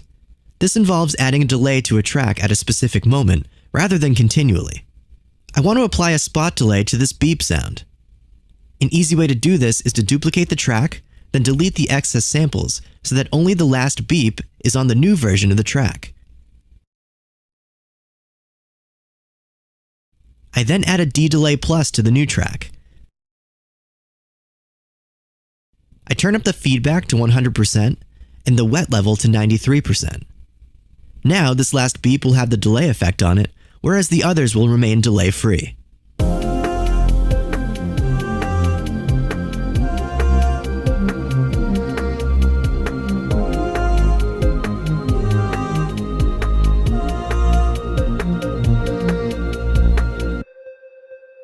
My sixth trick is to apply an atmospheric reverb to vocals. On this vocal track, I add a reverb, studio reverb, turning the mix in size up to 100%. The reverbed version of this vocal has an ethereal quality that makes it much more atmospheric.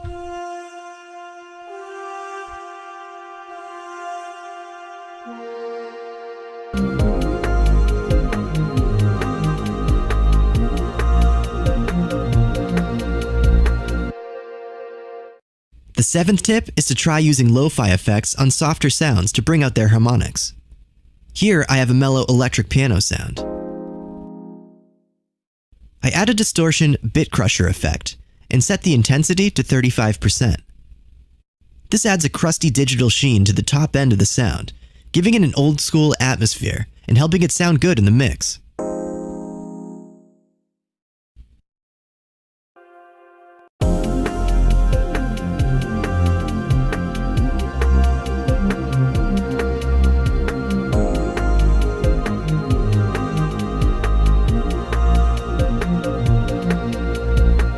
Let's take a listen to the original and processed versions of the project.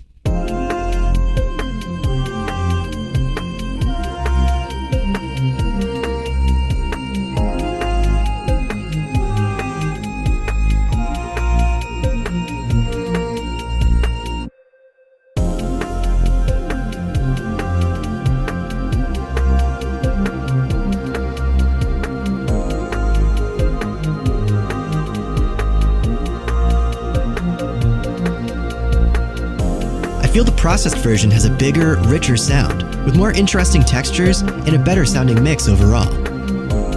Remember, you can fork this project to make your own version of it using the link in the video description.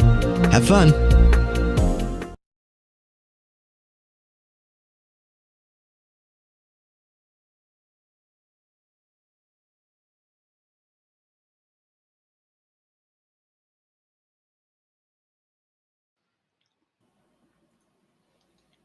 Some interesting tips there. Yeah, some very good suggestions. And there are, And I like the use of the out. yeah, there are some different ways to approach what they're doing there, but that is a good like initial way to get people comfortable with how to add that atmosphere. Like Mavi was mentioning, in some cases you don't necessarily need to do all these extra tracks. There's other ways that you can do it to consolidate, because they only give you 16 tracks, so you don't want to just get willy-nilly with your tracks, otherwise you're going to run out of them. Got to be choosy. Or you got to think about how you could do several things at once in some cases. Yeah, that's where your busing philosophy comes in. Yeah, for sure. And considering what our next video is, some of these things and how you would utilize them with Cakewalk Next could be interesting in how you accomplish some of these with one good signal chain that you set up right. You might not need to make all those extra tracks. Right. Exactly. Get everything sounding right in the first place.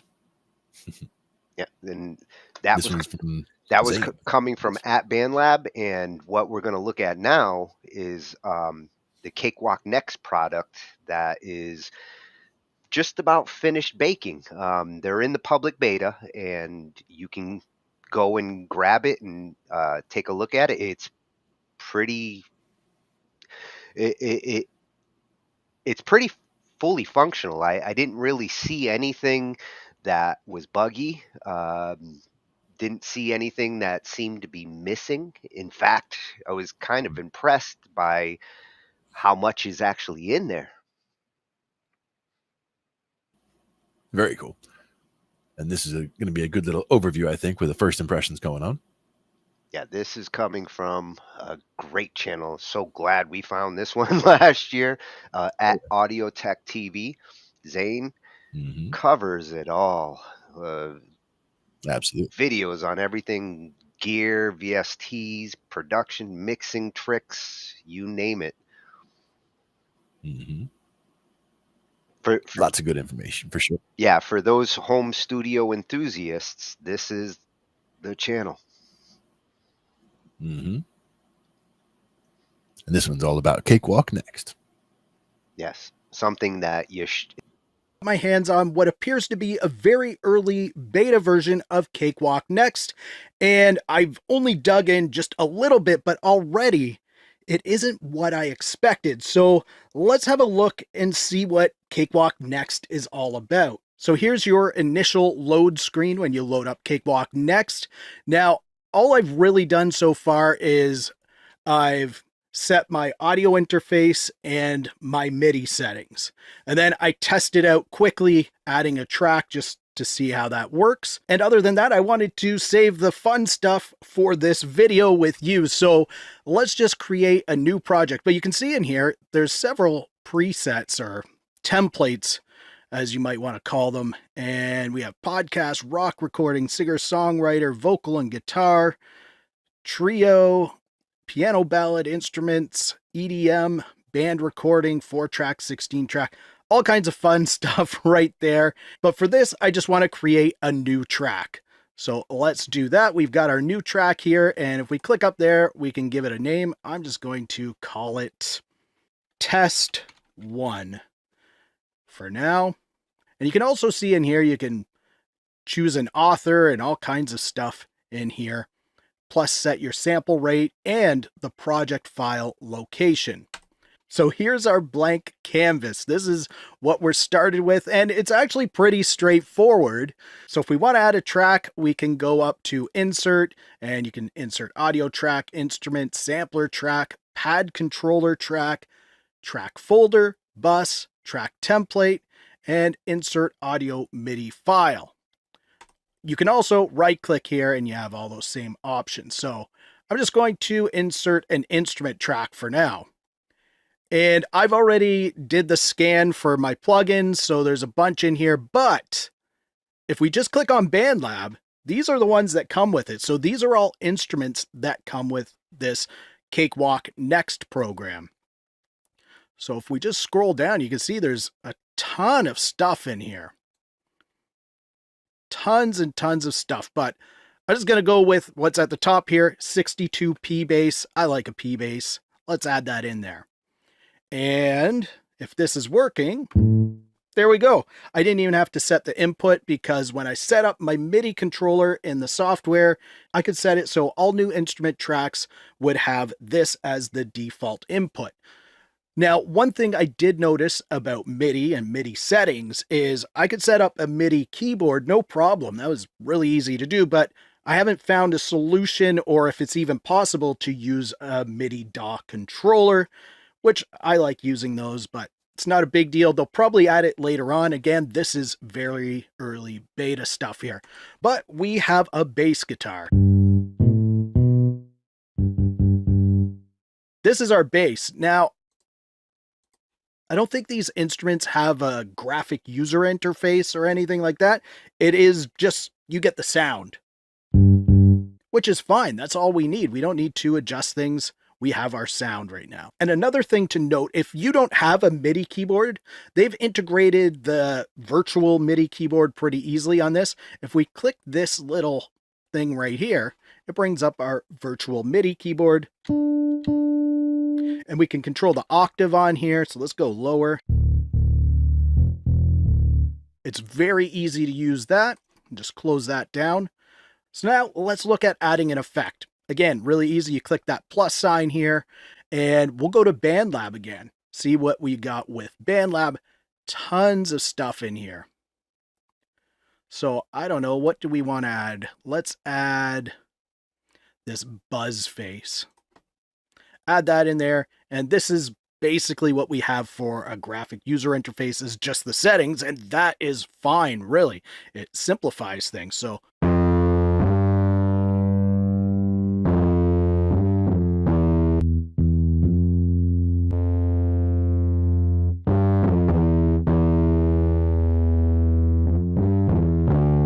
all right, let's say I like that and I want to record this now. So let's look at how easy it is to record some MIDI. I just go up to my instrument track and I click this little button right here to arm it for recording.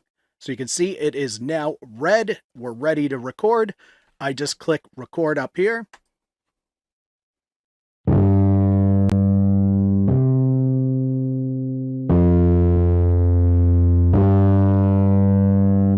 Very basic right there, but we have a MIDI clip. This is what we recorded. And we can shorten this MIDI clip like that. Just click and drag. So you can see I messed up there. Let's go into our MIDI clip to edit some things. Just double click on the clip like that. And I want to take that out of there. So just right click, delete. I can also press delete on the computer keyboard if I want. And now if I want, I can click and drag my notes here. Drag them so they all line up.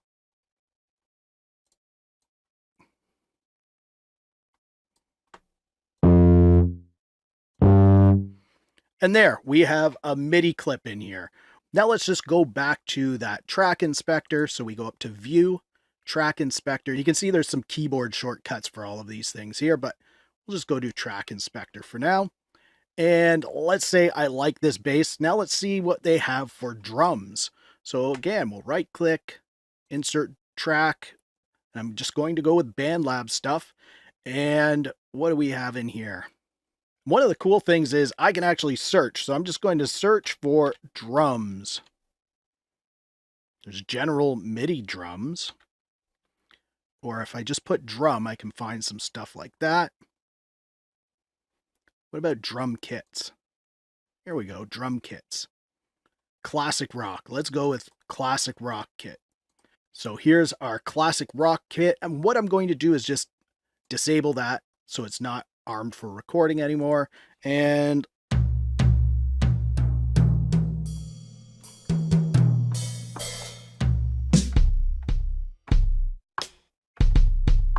all right, so we got a very basic drum kit here, and I'm just going to, again, record into here. So I'm going to start that there, arm this track for recording, and here we go.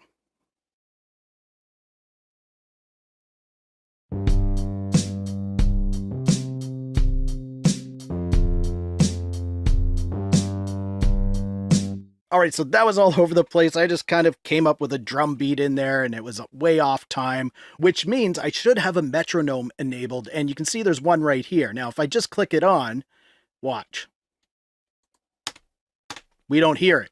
Now, if I click this little arrow beside, it's only set to play when recording. But if I want it on playback, I could set it there and then it won't play while recording, or I could have it on both. So it's going to play that click track while recording and while I play back. And you can even adjust the levels of this, and you can change the tone in here as well. And there's the main output level. You can even tap to change our BPM if we want it. But I'm just going to leave it as is, and let's just hear that click track. All right, so that's the click. Let's get rid of this clip and we'll try recording again.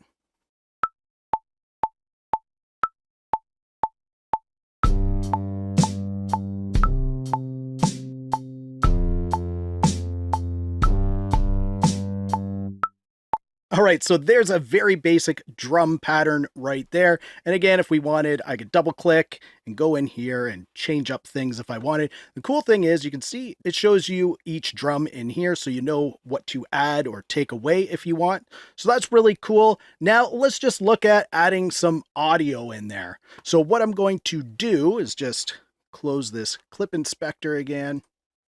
So now what I'm going to do is just record some audio, and I'm just going to record my voice because it's right here. Easy to do. Audio track. Let's disarm that for recording and arm this one. And now we'll just hit record on here.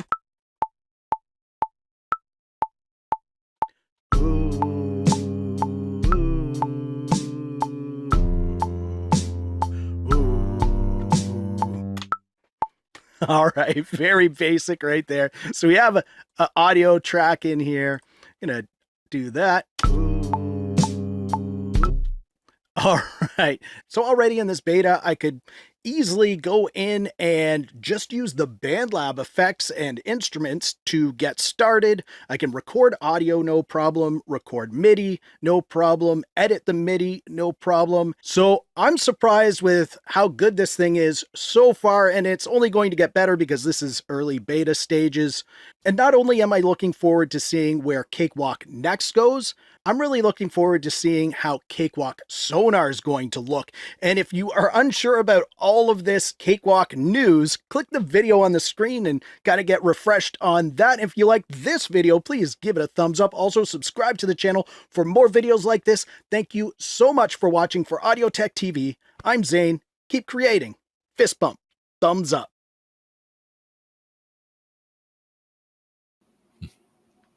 2 thumbs up, 2 fist bumps. 2 thumbs up. Bam. Audio Tech TV. And I'm just Very cool. I'm just as curious about like the Sonar product. I mean, that's gonna be a big thing for all my projects that I've had in Cakewalk the last couple of years. I do like what I'm seeing with next. I think this is a nice bridge for those who are like expanding beyond just the basic Bandlab editor or the app version and want those VST integration and buses and those advanced things. Next is a nice way to step up. I like it. And VST support is just killer. Yeah. Then when it gets to the Sonar level, like what he mentioned MIDI editing in there, and it does look like they've improved on the MIDI editing significantly. My biggest problem with the online editor, there's no MIDI event editor at all. How you control your MIDI, the channels that you do, and all of that is very basic. And for the kind of stuff I do, like I need to go into MIDI events and actually adjust different MIDI events that you can't do without an event editor. Right.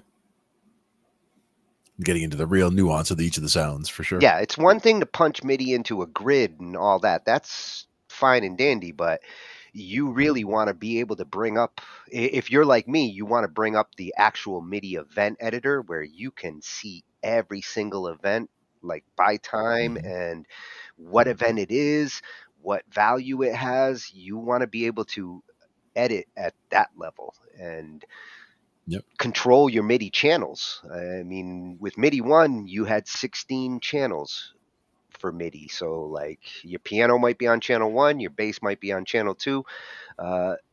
With the Bandlab MIDI, it's just kind of all in omni mode. So it's like just always listening, but it's only focused on the track you have selected. So it's a clunky way of dealing with MIDI events like that. Yeah.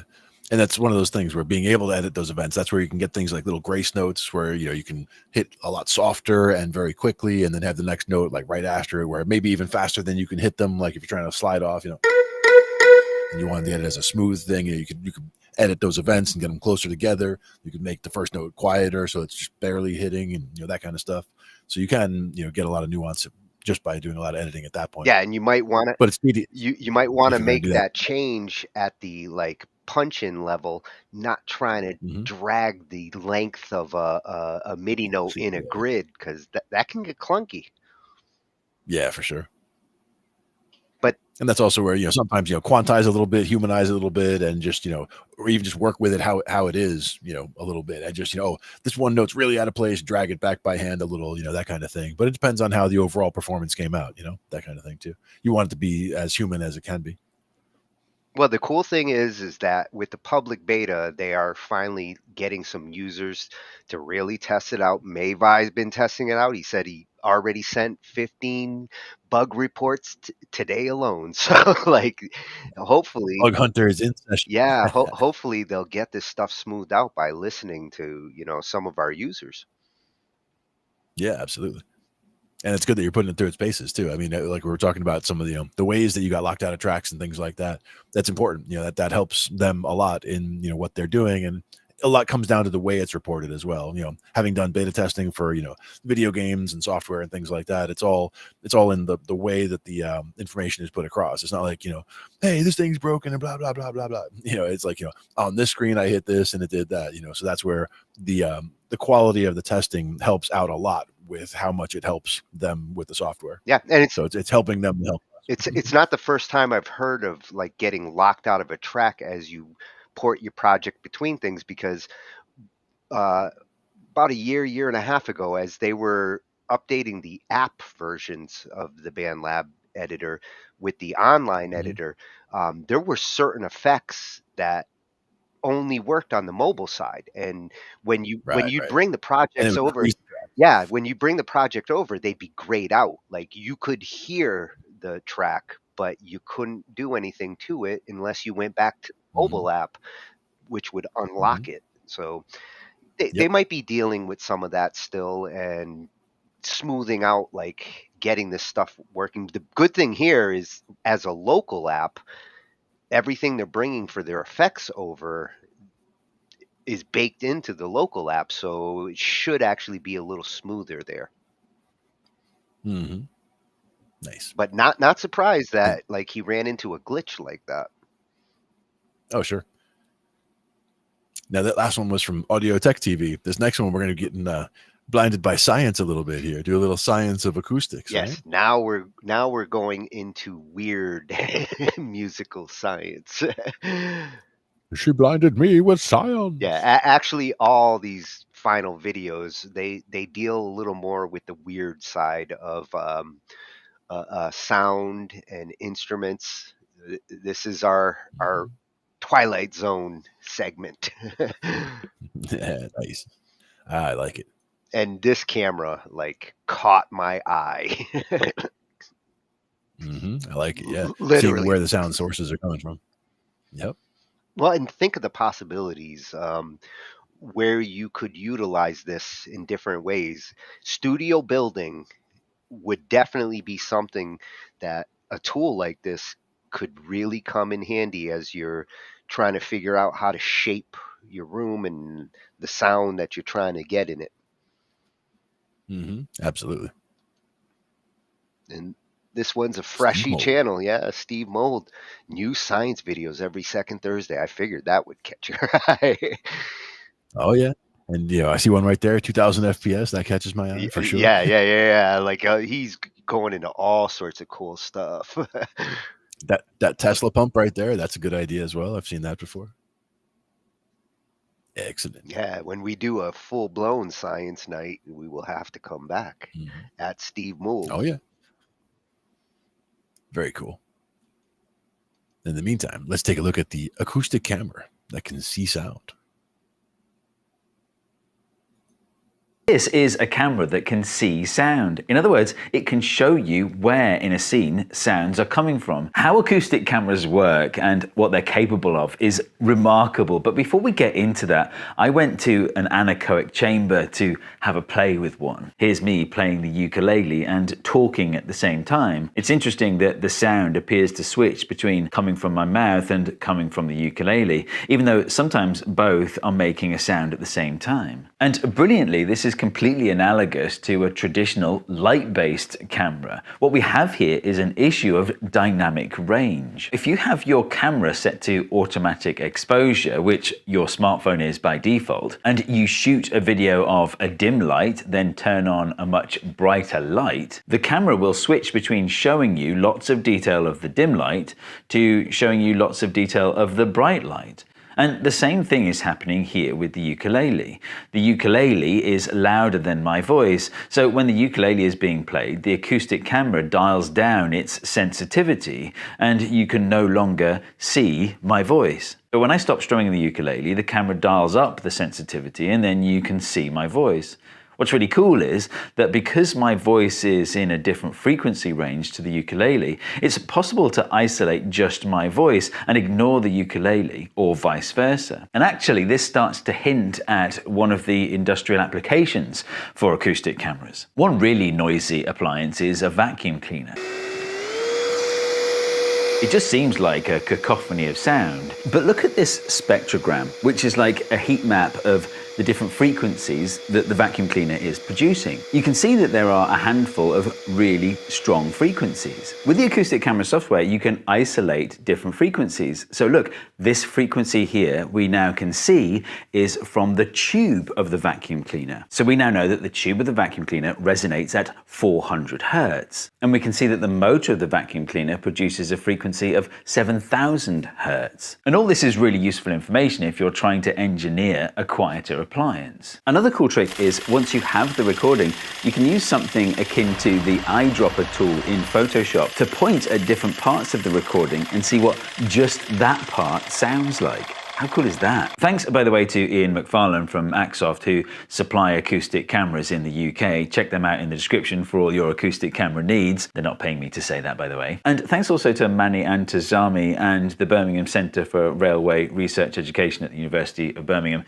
who hosted the whole thing. Why would a railway research facility be interested in using an acoustic camera? Well, here's one setup, trackside. And as trains go by, you can identify what wheels are making a noise and need maintenance. Without this kind of monitoring, often the first you know about a problem with a train is when it breaks down in service, which causes delays and costs money. Like, imagine the lost productivity if all these people were late for work. I actually realized I've got this hypothesis that I could test using the acoustic cameras. There's this demo that I used to do for live shows, like, you know, science shows for kids, where you get an aluminium rod like this and you pinch it in the middle, and then with a bit of rosin between your fingers, you pinch along the rod, and headphone warning, it makes a horribly high-pitched sound.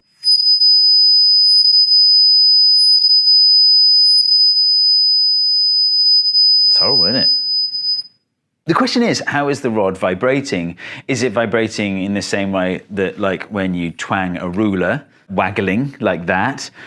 Or is it more like, you know, when you pluck a guitar string, so it's kind of like, you know, it's going like that? Well, depending on how it's vibrating, the sound would be coming from different parts of the rod. And you can see here that the sound is coming from the very tips of the rod. And that's consistent with a really unexpected vibrational mode, where the rod is essentially contracting and then expanding and contracting and expanding. One thing that's insanely cool about acoustic cameras is the frame rate. Like, a typical frame rate for a camera is 60 frames per second. That's what I film my YouTube videos in. But when you record sound, you're typically sampling at about 40,000 samples per second. And when you translate that to an acoustic camera, that's 40,000 frames per second. So by accident, acoustic cameras are also high-speed cameras, which means you can do things like film what an echo looks like and then play it back in super slow motion. Before we get to that though, I want to explain how acoustic cameras work. And actually this relates to a video I made a while back about how humans detect where sounds are coming from.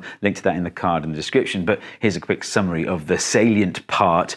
We detect where sounds are coming from based on the timings of sound reaching our two ears. So if a sound is coming from directly in front, it'll reach both ears at the same time, and that's how we know it's coming from in front. But suppose there's a delay of 0.3 milliseconds. That tells our brain the sound is coming from like off to one side, like over there, but But actually, it could also be coming from over there, couldn't it? Because the delay would be the same. Or like up there at an angle, or down there. In fact, there's a whole region of possible places the sound could be coming from.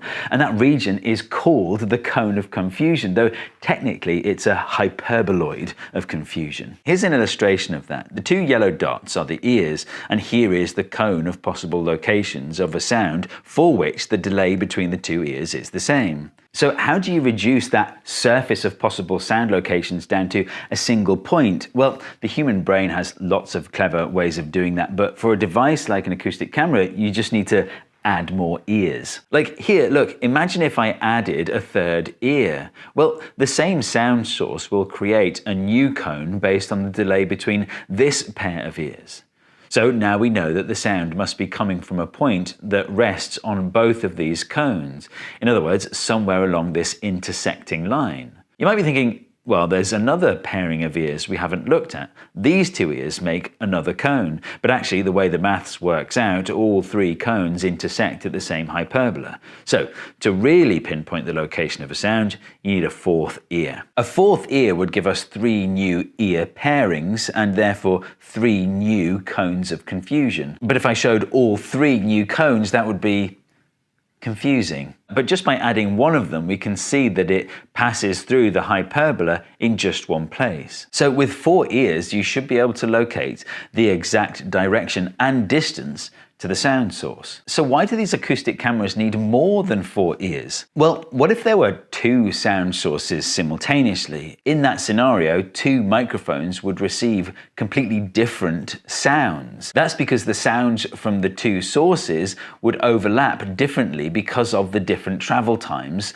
to the two different microphones. That's okay for humans because humans are good at filtering sounds in all sorts of clever ways. But for software, that's a problem. So instead, what the software does is analyze individual frequencies instead of the whole waveform. So where a human brain is trying to match up complex waveforms, the acoustic camera is looking at individual frequencies and the difference in phase at the two microphones. And it turns out that when you're looking at different frequencies individually, the distance between mics becomes really important. For any given frequency, there's an optimum distance between mics. So by having lots of mics, you can have a range of different distances between mics. And so you'll be able to analyze more frequencies more accurately. In my previous video that I mentioned earlier, I talk about why a high frequency sound is problematic for microphones that are far apart, and actually it's problematic for human ears as well. So I won't repeat myself, but the link is in the description. But anyway, all this explains why this acoustic camera, also from G5 has mics that are irregularly spaced. If the mics were placed at regular intervals, you would have some repeating distances between pairs of mics. Like all these distances are the same, all these distances are the same. By having irregularly spaced mics, you cover a greater range of distances between mics. How acoustic cameras work is more complicated than I've presented here. Like, for example, having more mics gives you essentially better resolution, but it's beyond the scope of this video. I kind of glossed over the fact that you get depth information from an array of microphones. So here's a more recent model from G5 that takes advantage of that. The video camera in the middle of this one captures depth information. So when you're traveling around an object, you're basically scanning it. You can then map the sound onto that 3D object and look around it. How cool is that? But the coolest thing for me was watching an echo propagate around the room. This is Paul. After the initial clap, which is obviously centered on his hands, you start to see these other hotspots flashing around the screen where the sound is bouncing off walls. The echo itself takes milliseconds, but you can see all this detail in slow motion. So flippin' cool. The echo pattern looks quite a bit different when you're in the corner of a room. I'm really interested in the logic behind different business models, like food delivery apps, for example. I'm hungry, I don't want to cook, I don't want to go out, and I want lots of choice. Food delivery apps. The logic is incredibly straightforward, and so is the logic behind the sponsor of this video, Incogni. They offer something that you want, but you don't want to do yourself, but it's not food delivery. Why am I hungry now? Here's what Incogni offers. There are these companies called data brokers, that collect data about you and then sell it on to other people. You don't know who they're selling it to, but you can contact them and say, stop doing that, and also delete my data. The problem is there are thousands of these companies and they all want to be contacted in different ways, and sometimes they'll reject your request and you have to appeal and all this sort of stuff. It would take months to do it yourself. And actually, it took Incogni months to do it the first time. But now they've automated it all. One company has done all the hard work, and now we can all benefit from it. So now I can just sign up to Incogni, give them permission to act on my behalf, and they just take care of it. I've been with Incogni for a little while, so I can show you the progress. Look, these are all the companies that have confirmed that they now don't have my data. It's a really unobtrusive service, which I value. It just happens in the background, but it's funny, like, it's so unobtrusive that I was saying to my wife the other day, you know what, I don't get any of those weird phone calls anymore from companies I don't recognize who seem to know a lot about me. Maybe the UK have changed legislation so that companies can't do that. Oh, no, wait, hold on. It's Incogni, isn't it? Like, I just hadn't put, I forgot. And that's it, it's peace of mind. You just do it, and then that thing that you were supposed to do, you've done it. The promo on this one is 3 times better than it was last month. The first 100 people to go to incogni.com/science and use promo code SCIENCE at checkout will get 60% off. The link is also in the description, so check out Incogni today. Oh. Yeah, visualizing sound, man. That is very cool. And I'm going to check out that Incogni sponsor that he has there. I don't want any more calls about my car insurance. Delete my data now. Yeah, hey, that's a good. I learned multiple things there. Yeah. Did he say Absolutely. 40,000 frames per second? Yeah. Well, if you think about it, when it comes to sounds, right? The lower frequency sounds are only like my low bass, like low B string is like 30 hertz. So that's, 30 cycles per second. But you get to the higher frequencies, hundreds of hertz, thousands of hertz, tens of thousands of hertz. I mean, those are all valid sounds. So in order to actually capture that with this kind of a camera, you need that kind of frame rate. So they are, taking samples at those rates. And even, when you're talking about sample rates in a DAW, what are you talking, 44,000? I mean, that's a lot of 48. a lot of frames per second. Yeah. But that's tens of thousands of samples per second. So that's how they're getting that kind of resolution. But it does turn out that makes it an excellent, slow motion camera essentially. Well, and you saw that example with the clap and the echoes. Yeah. That's what I'm talking about for like studio design and, film. I could see them utilizing it as they're like setting up for scenes and trying to figure out like what their sound situation is going to be like. That kind of camera going to be useful in a lot of different industries. As well as military. Oh, yeah. Mavi mentioned at the beginning, he's like, this seems like something that like military might have come up with, if nothing else. Yeah. I mean, in a lot of ways, you can use sound for echolocation. If you look at the way bats, locate things by, emitting a sound, and then, they hear the reflection sensitively enough where they can tell what's in their path, enough to even sense a flying insect and go eat it. Trying to see where a sniper is coming from. Mm-hmm. Yeah. Oh yeah. They already have things that can track that, where it, with the camera system, essentially, it was able to watch and see where the ballistics are coming from and able to pinpoint back where it came from and show you, where it came from very quickly. But those shots do have to come by first, so that they can see the trajectory of them. They move pretty fast too. But if you use this in conjunction with that in goggles, like, you would be seeing the sound as well as anything else it's seeing. What you were seeing in the claps from the corner, where you see like it was really reflecting around, and especially off the big flat surfaces on the walls, a lot of that has to do with like when you're going to do soundproofing for a room. Like, you see this room that they're in is a very, very soundproofed room. But if you were just, in a studio and you're getting that kind of echo going on, the big flat surfaces are what you want to really, focus on. Like if you can break up those big flat surfaces, that really helps. Like, you don't have to have the whole wall covered, but if you can break up those big spots where the things are going to reflect the most, you can block some of that. And things like, couches and people, those also, block sound as well. Well, that was very, very informative, interesting. I like our science journeys. Oh yeah. And I see one there for materials, the 3D materials right there. That green one, the fourth one right next to the Tesla pump. That's pretty cool. Like memory materials where they have a certain shape, and then you can fold them down, put them somewhere, and then when they come back, they pop back up. You can use that for a lot of different applications as well. A cast saw on human skin, man, he really goes all over the place. we will have to check out more Steve's stuff in the back, like when we do our science talks at Steve Moore. Science. He's got 2.62 million subscribers. People like science out there. Nice. Very cool. Yeah. Nice new freshie. Mm-hmm. Now, I think we're next looking at Pink Noise. Yeah, and hey, Pinky, this is what I was talking about the other night. We were talking about like utilizing noise for different, moods or how we perceive certain noises. Like, how some people nowadays they use the like rain machines. They just have machines that play certain noises while they're sleeping, and it helps calm them down, get them to relax. And there is no one perfect noise. Like different people respond differently to some of these.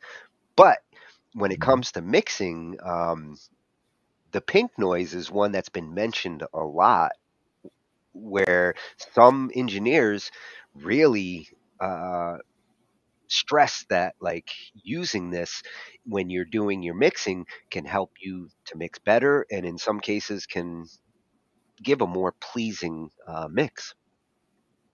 Mm-hmm.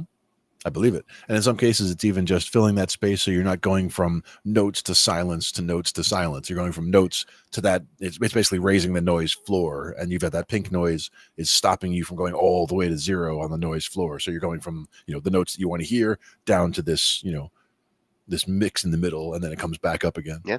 So in that way, it's just not as jarring, maybe. So it doesn't go all the way from, full volume to zero to full to zero. Yeah, we pick up on this stuff subliminally in a lot of cases. So, some of this science really goes to the subliminal subliminal listening of your audience. Mm-hmm. Absolutely. And music is a very emotional thing that, connects with people emotionally. That's why it's so useful in, whether it's advertising or in movies or in TV shows. Like the music, it can connect you so much with it. If you mute whatever you're watching, it's not nearly as powerful as when the music is on. Yeah, if you can use the right noise that like gives the emotion that you're trying to like give with the sounds that you're doing, you could calm your audience down or make them jump out of their seat. Like I could see some of this being tied to like, strategic soundtracks in production, especially horror movies, things like that. Right. And this is the best. We've been to his channel many times. The best channel if we're going to be looking at something like this when it comes to like mixing and the science of mixing. Michael is like ahead of the game in the mix over on YouTube. Mm-hmm. Even if you're not necessarily the mixer or the engineer, you should still check this channel out because everything you learn from there applies to everything you're doing in music. Mm-hmm. And he has such a fantastic way of explaining it. Definitely.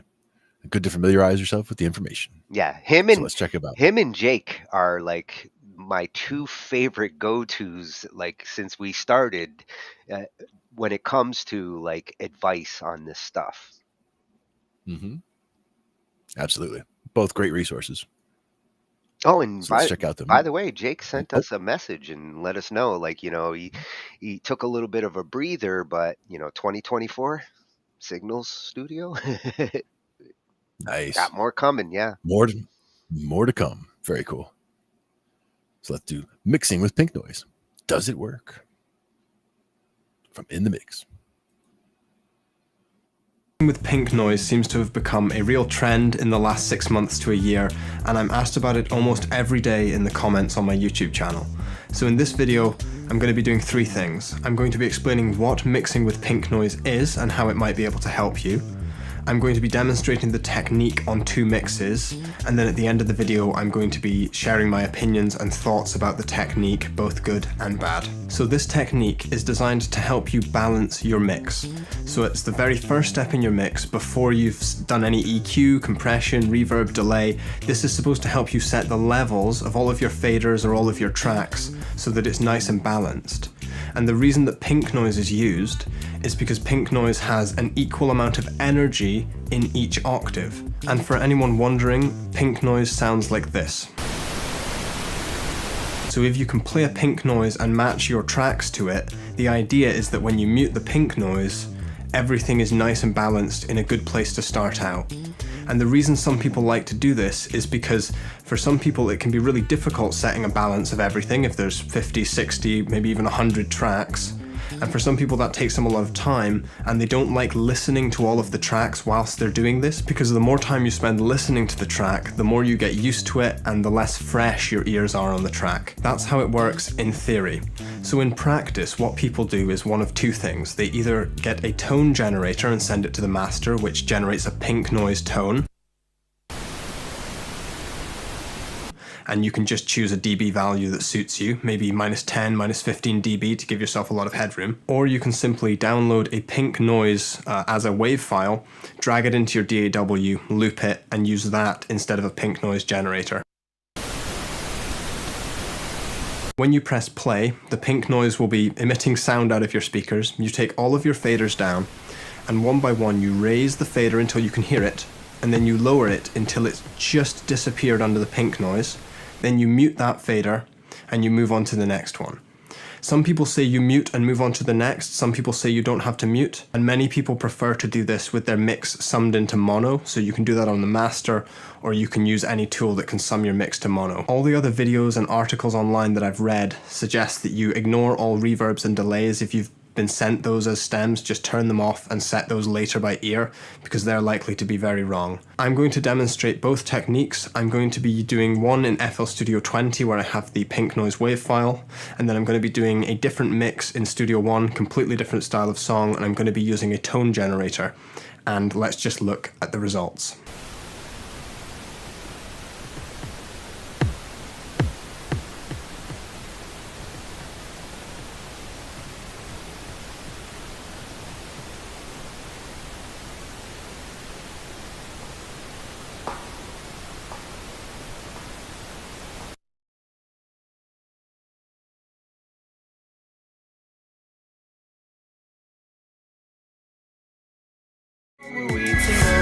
The ship set sail, condemned to sink. I'm not ready to fail.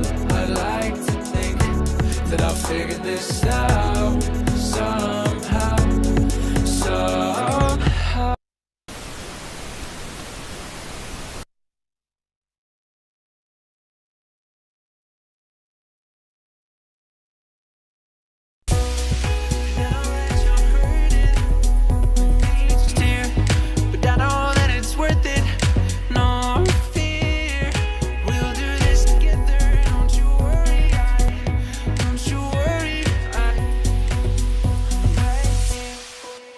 So in both DAWs, I found that this technique took me quite a while. It took me between 5 and 10 minutes to actually implement this technique in the DAW, and that doesn't include the setup time for getting the wave file or setting up the tone generator. But just running through each fader, muting, soloing, raising it up, getting the right level, and then pulling it down took me quite a while, to be honest. And also all the time, I was just being bombarded by this pink noise. And although I didn't have it very loud, it felt absolutely horrible just listening to this bland, uncreative tone for about 10 minutes at a time. In both cases, I'm not at all happy with this as sounding balanced and even across the frequency spectrum. The interesting thing is that the stems I already had were already EQ'd and balanced and ready to go, so I was expecting this to work very well, but I wasn't at all impressed with the techniques I got on either song. I just found that everything felt off. The vocals especially felt really bad, and also the drums just felt completely out of place with the song. And spending all of that time sort of painstakingly listening to this tone, trying to hear my track through it, and then just ducking it down again, repeating this over every single track took ages, and I really was expecting the result to be a lot better, and I feel that I could have got a better static mix in 2 or 3 minutes without listening to the pink noise tone. I've also heard a lot of other people on YouTube and otherwise saying that this technique, can help you set levels in 1 or 2 minutes and it's very quick and easy. But when I have a track count that exceeds 50 or 60 tracks,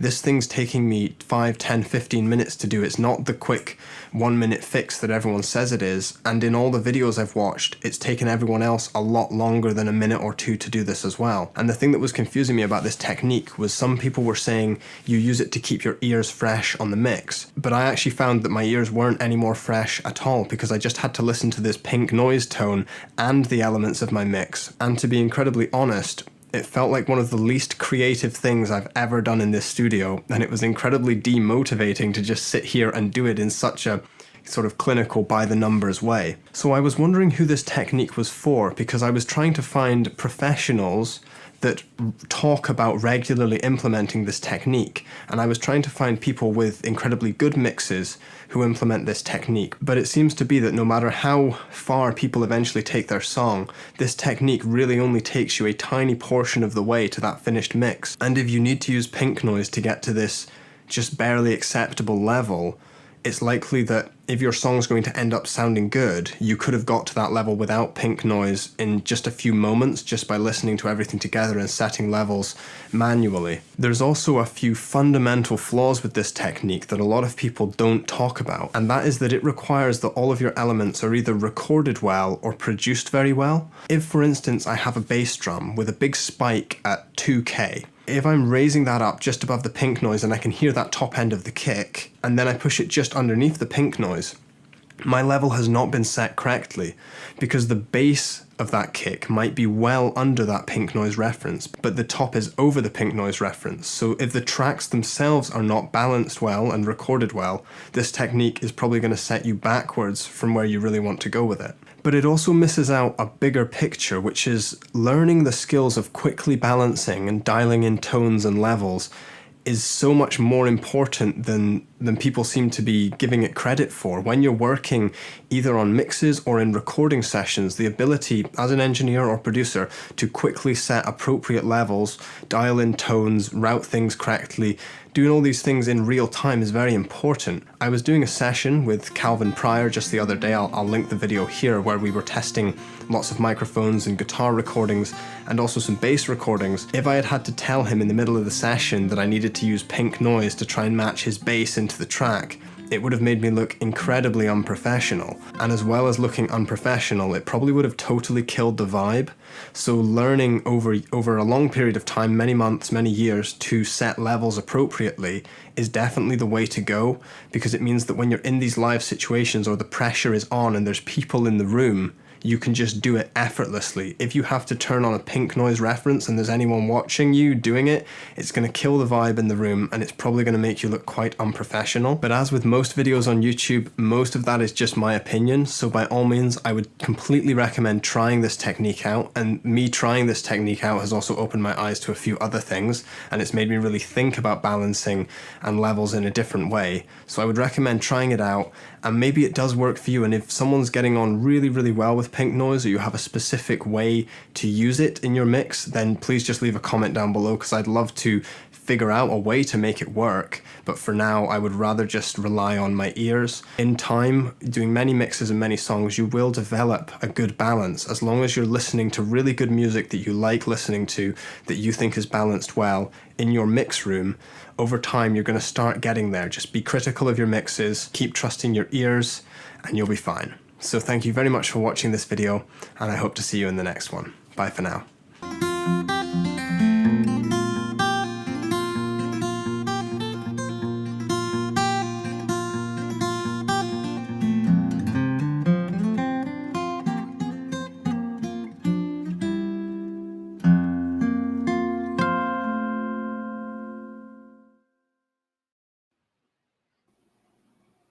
Oh, that's why I love this Trust your ear. channel. Yeah, I love this channel. His advice, he's genuine. He's not trying to, like, jump on one side or the other. He's balanced in his assessment, not something that like you have to do, but it is worth trying to understand. Like, who knows? There might be a project where it might help, a smaller project, like the way he was suggesting. You start dealing with 50, 60 tracks, this kind of technique wouldn't be my go-to either.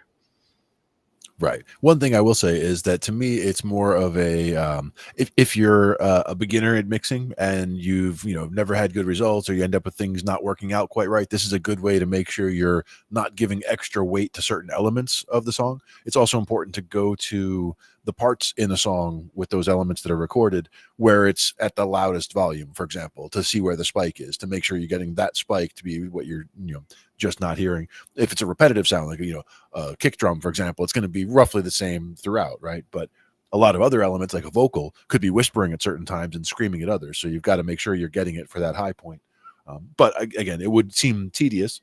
But I will say also that having done so much with live music and hearing well mixed music so much, it seems that your ear develops over time to where you can start it to, like, you can just, as soon as you walk in and grab the thing, the first thing that comes to mind is, okay, what's too loud? What jumps out in my head as it's jumping out at me as too loud? Is it the bass? Is it the guitar? Is it that vocal? Is it that cymbal?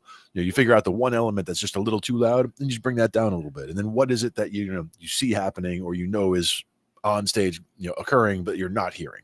And that's a little more difficult because you're trying to pick out a missing element as opposed to what's glaringly too loud.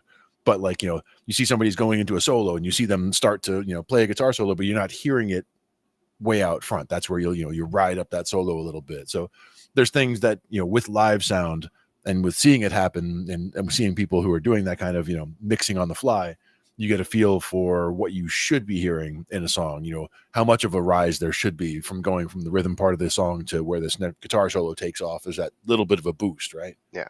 So you got to make sure you get all that timing in there too. But very cool. Very Well, good information. it seems like the reason why some suggest this is for ear calibration. And if you are going through ear fatigue, which does happen when you're mixing. So, For sure. if you do feel like you need something to calibrate to, this might help. And if you do suffer from ear fatigue as you're mixing for hours, this may or may not help, depending on I don't think, like, to him, I think he's so well trained at mixing that like ear fatigue is something he already like has learned how to get around. So, and the pig noise is just tiring his ears out at all frequencies, rather than kind of washing it out. It's just saying you're lots of noise all over. It actually gets in his way because he's obviously had years of refining his listening to the point where the fatigue tends to come from like either working on the same project for too long, and our brains tend to do stuff to our ears when we're not hearing things that we like. Our brains slowly program us to phase them out, and that's what causes some of that fatigue. Exactly. And also, whatever you're listening through, like, listening through headphones, or if you're listening through studio monitors, or if you're listening in the car, you're going to get very different results from a song in any of those places. You'll hear different things. If you're using headphones that don't give good bass response, you might not be hearing the kick drum or the bass accurately at all. So you might keep turning it up because you don't hear the part that you're listening for. But then if you go to listen to it, in a club or in the car, like like the bass is blowing out the room, and you didn't realize that you were mixing it that hot. So it's all about that. And that's why it's not a bad idea, like if you're working for hours on a project, to actually switch up. And like I test with these headphones, I test with those headphones. I'd love to actually use my monitors once in a while if I didn't wake up the house. Switching up as you're working on it helps you to recalibrate and avoid some of that. Right. And part of the avoiding ear fatigue also is just doing a few changes or just doing small sessions, like, not a 6-hour marathon session where, start to finish. And then by the end, your ears are shot. You're not hearing the right frequencies anymore. You're making bad decisions with the mixing because you're not hearing what it should sound like. But if you're just and if you're doing the same kind of mixing, like if you're just EQing for an hour straight, like EQing will give me like I go ear blind after a while. Like Yes, I start exactly. to frequencies start to disappear when you spend too much time on them. So you kind of have to back off once in a while and then come back with fresh ears. Yep. The fresh ears is important. Also, switching the effect on and off completely, like, the A and B, better A or B, like you hear the effect on, you hear the effect off. So that you hear, because sometimes you do keep making changes and adjustments, and then you realize you're so far down that road that it's nothing like what it should have sounded like in the first place. You go back to what it initially started with, and you say, okay, a small adjustment from there, and start with that. And you notice, like when he was saying, like when you're bringing in stems, if they do have effects like reverb and things like that, turn them off if you're going to take this approach, because you're not going to get exactly the reference that you're looking for. Yeah, that would make it much more difficult to try to figure out what's going on. Yeah, you're adding a variable that doesn't complement the technique you're trying to do here. Mm-hmm. Indeed. Yeah, love Michael's advice. We'll forever be finding topics that we can go back to in the mix on YouTube. Absolutely. Truly one Great of the resource. best YouTube channels for mixers and masterers out there. Indeed. And then we got a weird one coming up. Some weird cymbals. Oh yeah, well, we're going to get even weirder now. Yeah, we first came across him when we had a like mini drum night the other night, and he was showing a digital drum kit, like one of the like more economic ones. And for you drummers out there, this is a great channel, like out of the box. He's definitely just into like everything you can do with drums, whether they're acoustic, digital. He has some awesome topics, and this one just caught my ear as I was like looking for weird stuff. Some of these cymbals, if I was a drummer, I might want to have them in my arsenal. I don't know if I'd use them like a lot, but it'd be nice to have them because they can provide some very unique sound. And you bet somebody like Neil Peart had 5 of each one. Like all of Yeah. Neil Peart might have been like the inspiration for some of them. Yeah. Excellent. Yeah, this is over at R. David R. on YouTube. All right. Let's check out some of the weirdest cymbals on the internet.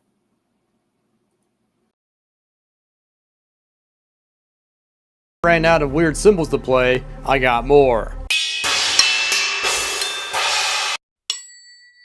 And that's not even all of them, but big thanks to GM Design Cymbals, a company that embraces the weird. They sent out a bunch of crazy and weird oddball pieces of metal for us to check out to see if they can claim the title of having the weirdest cymbals, so let's start out with something that I've been waiting for a long time. Square hi-hats. I'm sure everyone at this point has seen this photo floating around the internet, but I came to the conclusion that I would never be able to find a set of those Sabians, so when I heard that GMD could make custom cymbals, I knew I had to ask for a set of my own. These are a set of 17-inch square hi-hats that look like Cheez-Its. Now the shape of these is kind of interesting because it's basically a normal cymbal. You can see the profile of the round section, and then just the corners of them are flat. You can also see that they don't exactly line up perfectly, they only touch on the corners, but like this, they definitely sit a bit nicer together.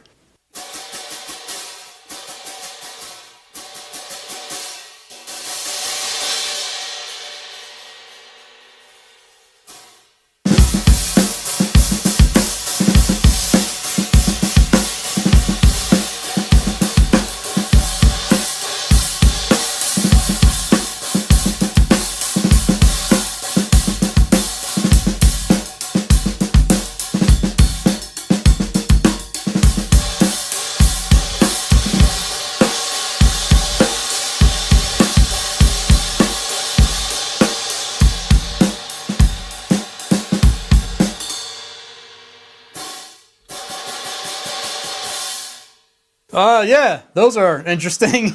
You might remember those octagon hi-hats, and those things were like super loud and like really trashy. But these things actually have like a bit of crispiness to them, so I would take these over the octa hats.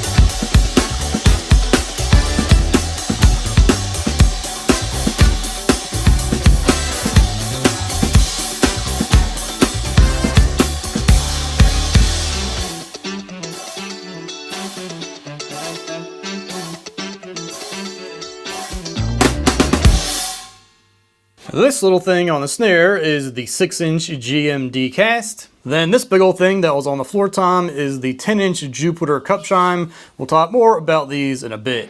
What if I told you that this was the first ever cymbal to have a 10-inch bell on it? You can fit a Zill bell inside of it. This thing is massive.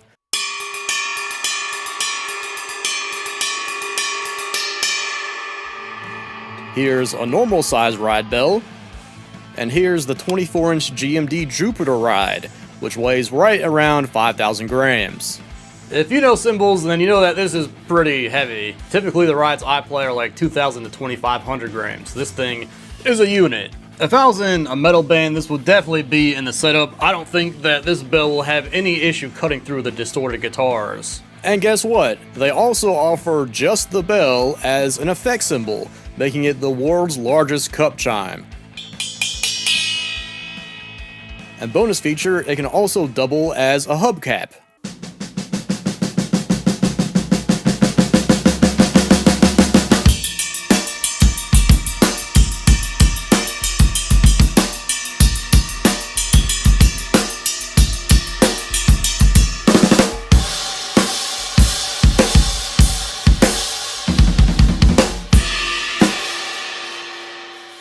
I don't think the old Ludwig was the right choice of kit for this. And somehow I almost forgot the bell.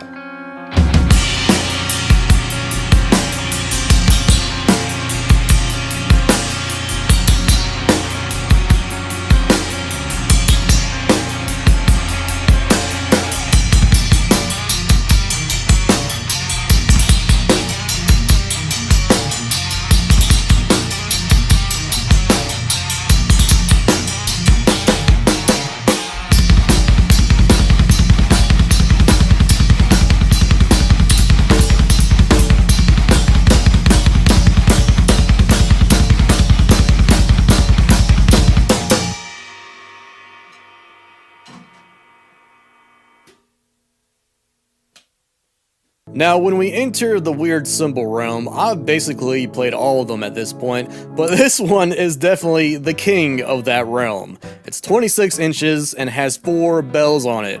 How to even make a cymbal with 4 bells on it? As a cymbal, it is pretty trashy. But it's almost like an instrument by itself because you can get some pretty interesting tones out of the bells, and you can even hang it like a gong if you wanted to. So I'm going to try something a little bit different with this cymbal, as well as a couple other of the effect cymbals. The 12-inch spoke ship wheel. I feel like I should be driving a pirate ship with this thing. Basically just a super thick and heavy wheel of B20 bronze. The 6-inch cast, which is exactly what it sounds like, a thick casting of B20 bronze. And the 3.5-inch heavy flat disc. Imagine a crotale, but with a touch of dissonance.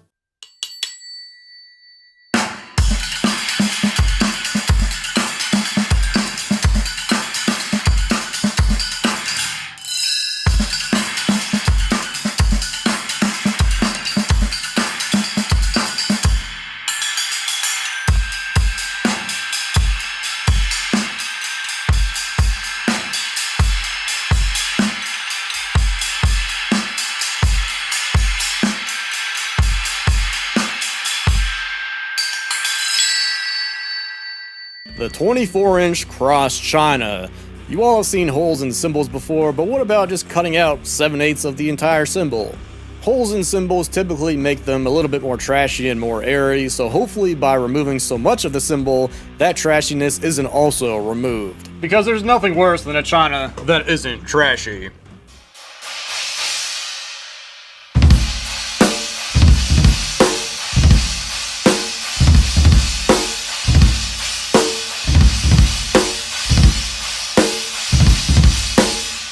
Yep, she's trashy.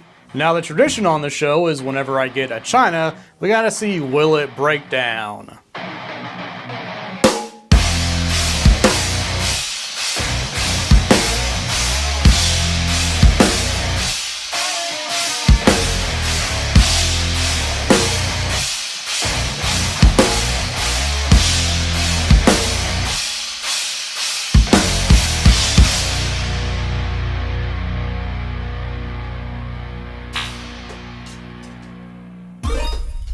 Yes, it will in fact break down. She's crunchy, she's dirty, she's loud. I think I'm in love. If you hate getting paper cuts, then you better be careful around this cymbal. The 21.5-inch Neptune. Look how thin this cymbal is.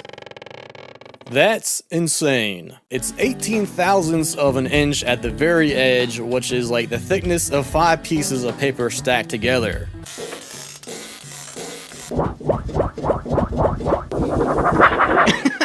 This cymbal feels so weird. I've always loved really thin cymbals because they're so buttery and just feels like you're playing a rubber band when you're beating on it, but this is like a whole nother level of thin, and I can't stop playing with it.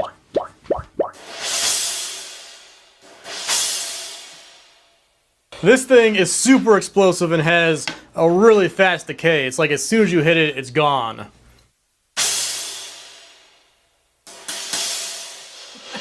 And even when you hit the bell, it sounds like a crash.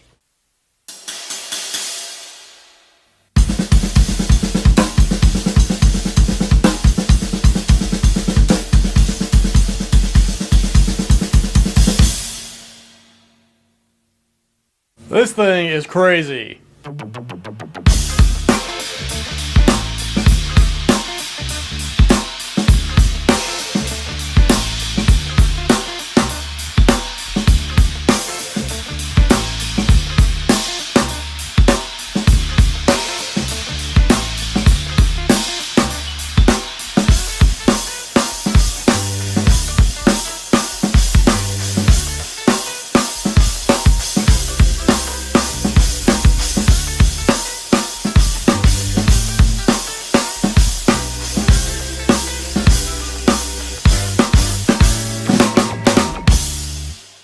So big thanks to GMD Cymbals. I'll have the reverb page linked down below. Also be sure to drop a comment saying what your favorite cymbal was. Mine was definitely the really thin Neptune crash. Also, if you're interested, you can find the drum mixes as well as unmixed drum stems from this video over on my Patreon, also linked down below.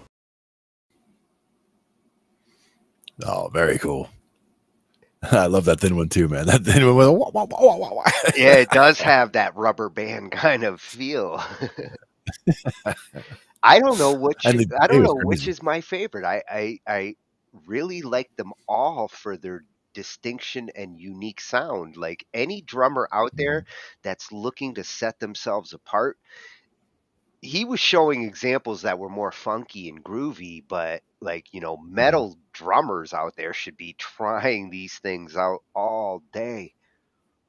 Now, I appreciated the sound of the square hi-hats, but I don't think that would work for me. Like it would throw me off so much, whether the corners are there or whether they're this way, halfway around, like that would just throw me off as I'm coming around. Yeah, that looked awkward, but when he was playing it up towards the center, it really sounded good in the center. Yeah. And the one it did sound good. It'd be weird to play for me mechanically. The one with the multiple bells in it, which I was like, man, that thing looks ugly. But when he started actually playing it and then utilizing the different bells, oh, such a cool, unique sound. Yeah, like I said, it's like an instrument on its own. I can just imagine you show up to the gig with that like on your back like a shield. It's like a turtle shell on your back. Captain America's Look at shield with acne. Like some people show up to a drummer shows up with their own cymbals, yeah, but I mean that it's like they're usually at least flat and they look cymbalish, but that thing, that's crazy. Well, if it can double as a gong, that's always useful too. Yeah, exactly. Well, I think we got time for one more. That was a fun video at David R. Definitely got to get more drums in. And even that little disc too, little ding. That was solid. Small target. So now we're going to shift to the guitarists. And for weird guitars, nobody does it better than Sensei. Like his series, I've been going through it. That's like why I was looking for an excuse to like pluck one of these into a segment. And this particular one is like a cross between a guitar and an organ. Nice. Well, wait. That's a cross between an organ. Wait till you see the guts in this thing. When he shows it and like what it's built off of. And this is not a new guitar. This actually goes back a couple of decades. Nice. But it comes from at Samurai Guitarist. Yeah. Another excellent resource. One that we've seen many times. Oh, we've had a couple of guitar nights. Mm-hmm. And you won't believe the sound of this guitar. You really won't. This is the wildest guitar that I've ever come across. You're not going to believe the sounds that come out of this thing.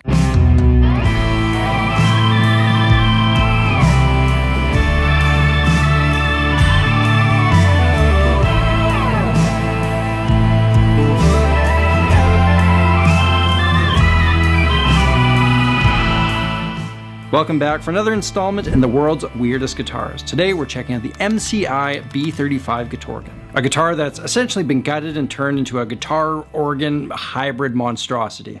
This instrument is an absolute trip. But before we get to it, I'll quickly let you know that today is the last day in the holiday sale going on over my course platform. Over there, I've got a number of courses that are designed to get you over whatever hurdle is holding you back on guitar. Like the biggest thing a lot of guitarists could benefit from is understanding what they're doing musically. For that, my courses The Rudiments and Beyond the Basics teach music theory from the ground up to a more advanced level. Or if you have some hang-ups with soloing, The Craft of Soloing looks at musical storytelling, and The Style of Soloing looks at the fun, flashy stuff. And my newest course, Elevated Open Chords, is all about bringing new life into your chords. And today is the very last day of the sale. You can get any course, any bundle, 50% off when you use promo code XMAS23. So get that while the getting's good. You can find more information at samuraiguitartheory.com. I'll also put up links in the description. So at every stage of the guitar's history, somebody out there has been pushing the boundaries of what this instrument can do.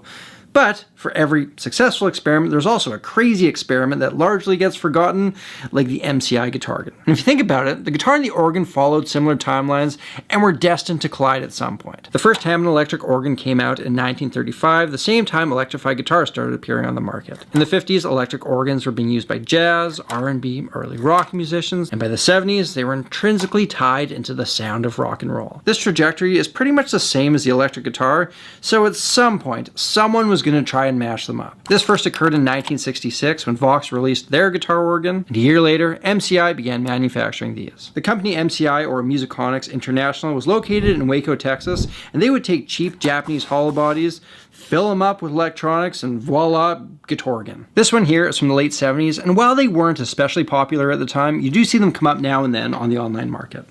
So moving on, let's take a look at this beast, and it really is something else. It began life as an Ibanez 2355, which is a cheap overseas knockoff of a Gibson ES-175. All the Guitorgans are in hollow or semi-hollow bodies because you need somewhere to store this gargantuan sound generator thing. Here's how it works. It's been refretted with some special customized frets. A single fret has 6 sensors built into it, one for each string, and if the string makes contact with one of these sensors, a signal is sent into the sound generator, triggering the respective tone. Each fret has been modified like this, with wiring going through the truss rod hole connecting them to the supercomputer. So functionally, it's quite close but not exactly the same as playing a typical guitar because you don't actually need to pick it. All the action happens in the fretting hand.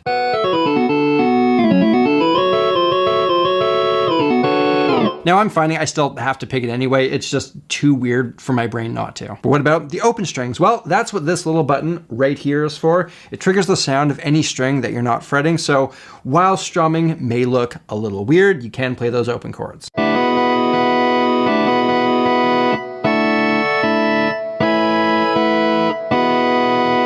Alternatively, you can also control this whole thing using the kill switch right here. You flip this switch and now everything is silent until you press this button.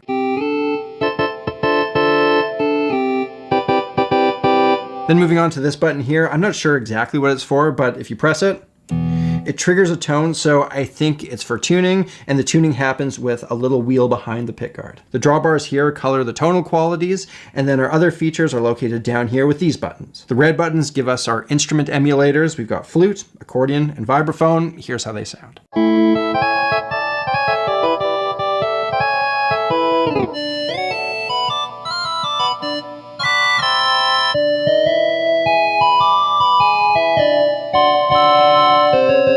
We can further modify these sounds with the gray buttons. Perk is for percussion, giving us a clicky, attacky sound.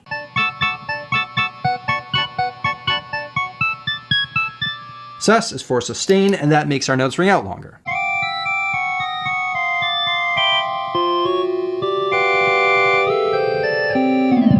Vibe is for vibrato, which gives it that pitch fluctuation, and I feel like this is the magic button that really brings it to life.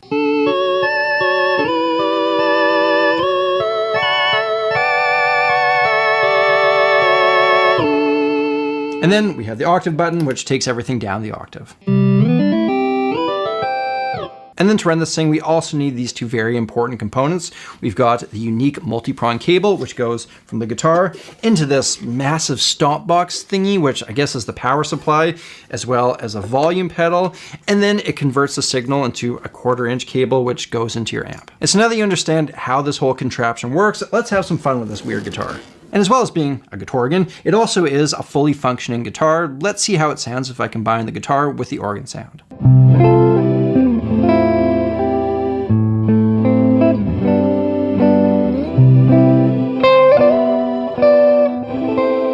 Now my favorite organ sound is that 70s rock and roll, overdriven, Deep Purple sound. And you would get this by running the sound through a crunch pedal that sounds like this.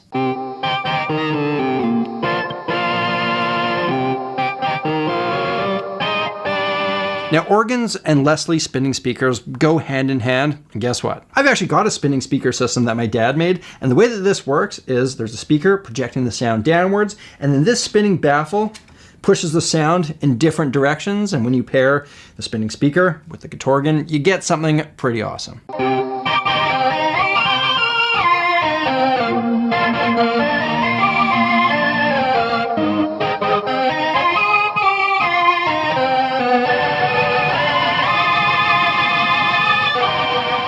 Now I can mess around all day with this, but we gotta do the official Sammy G review. This guitar is over 40 years old, and more than likely it's never been serviced. Electronics this old are on borrowed time. It cuts in and out, some of the settings work intermittently, and one of the drawbars is extremely noisy. Like, listen to what it sounds like when I turn it up. I don't trust it. If something were to go wrong, there's no manual, there's no schematics, there's no customer support, because there's no longer a guitargan company. You're on your own. And if you need new frets, a new cable, a new pedal, this just becomes a real expensive doorstop. However, it is unquestionably a ton of fun to play. There's no latency, and the sounds are actually pretty decent for what it is. There's a learning curve with it. Like, I didn't realize that I'll fret notes before I play them, or I'll fret notes that I'll mute. With this, you need to take that into account, which makes playing in time and cleanly quite difficult. And the thing is, it is completely obsolete technology. MIDI guitars and pickups came along, and now you can turn your guitar into any sound digitally without any of the headaches that this brings along. So there is something to be said about only having a handful of features and controls. It forces you to be creative within those confines, and like people say, limitation breeds creativity. All in all, it's very fun, very weird guitar that I absolutely would not recommend buying. So to wrap this up, let me do what I always do, which is try and show you what I think this guitar does best. And to me, that's a jazzy, gospel-y type of thing.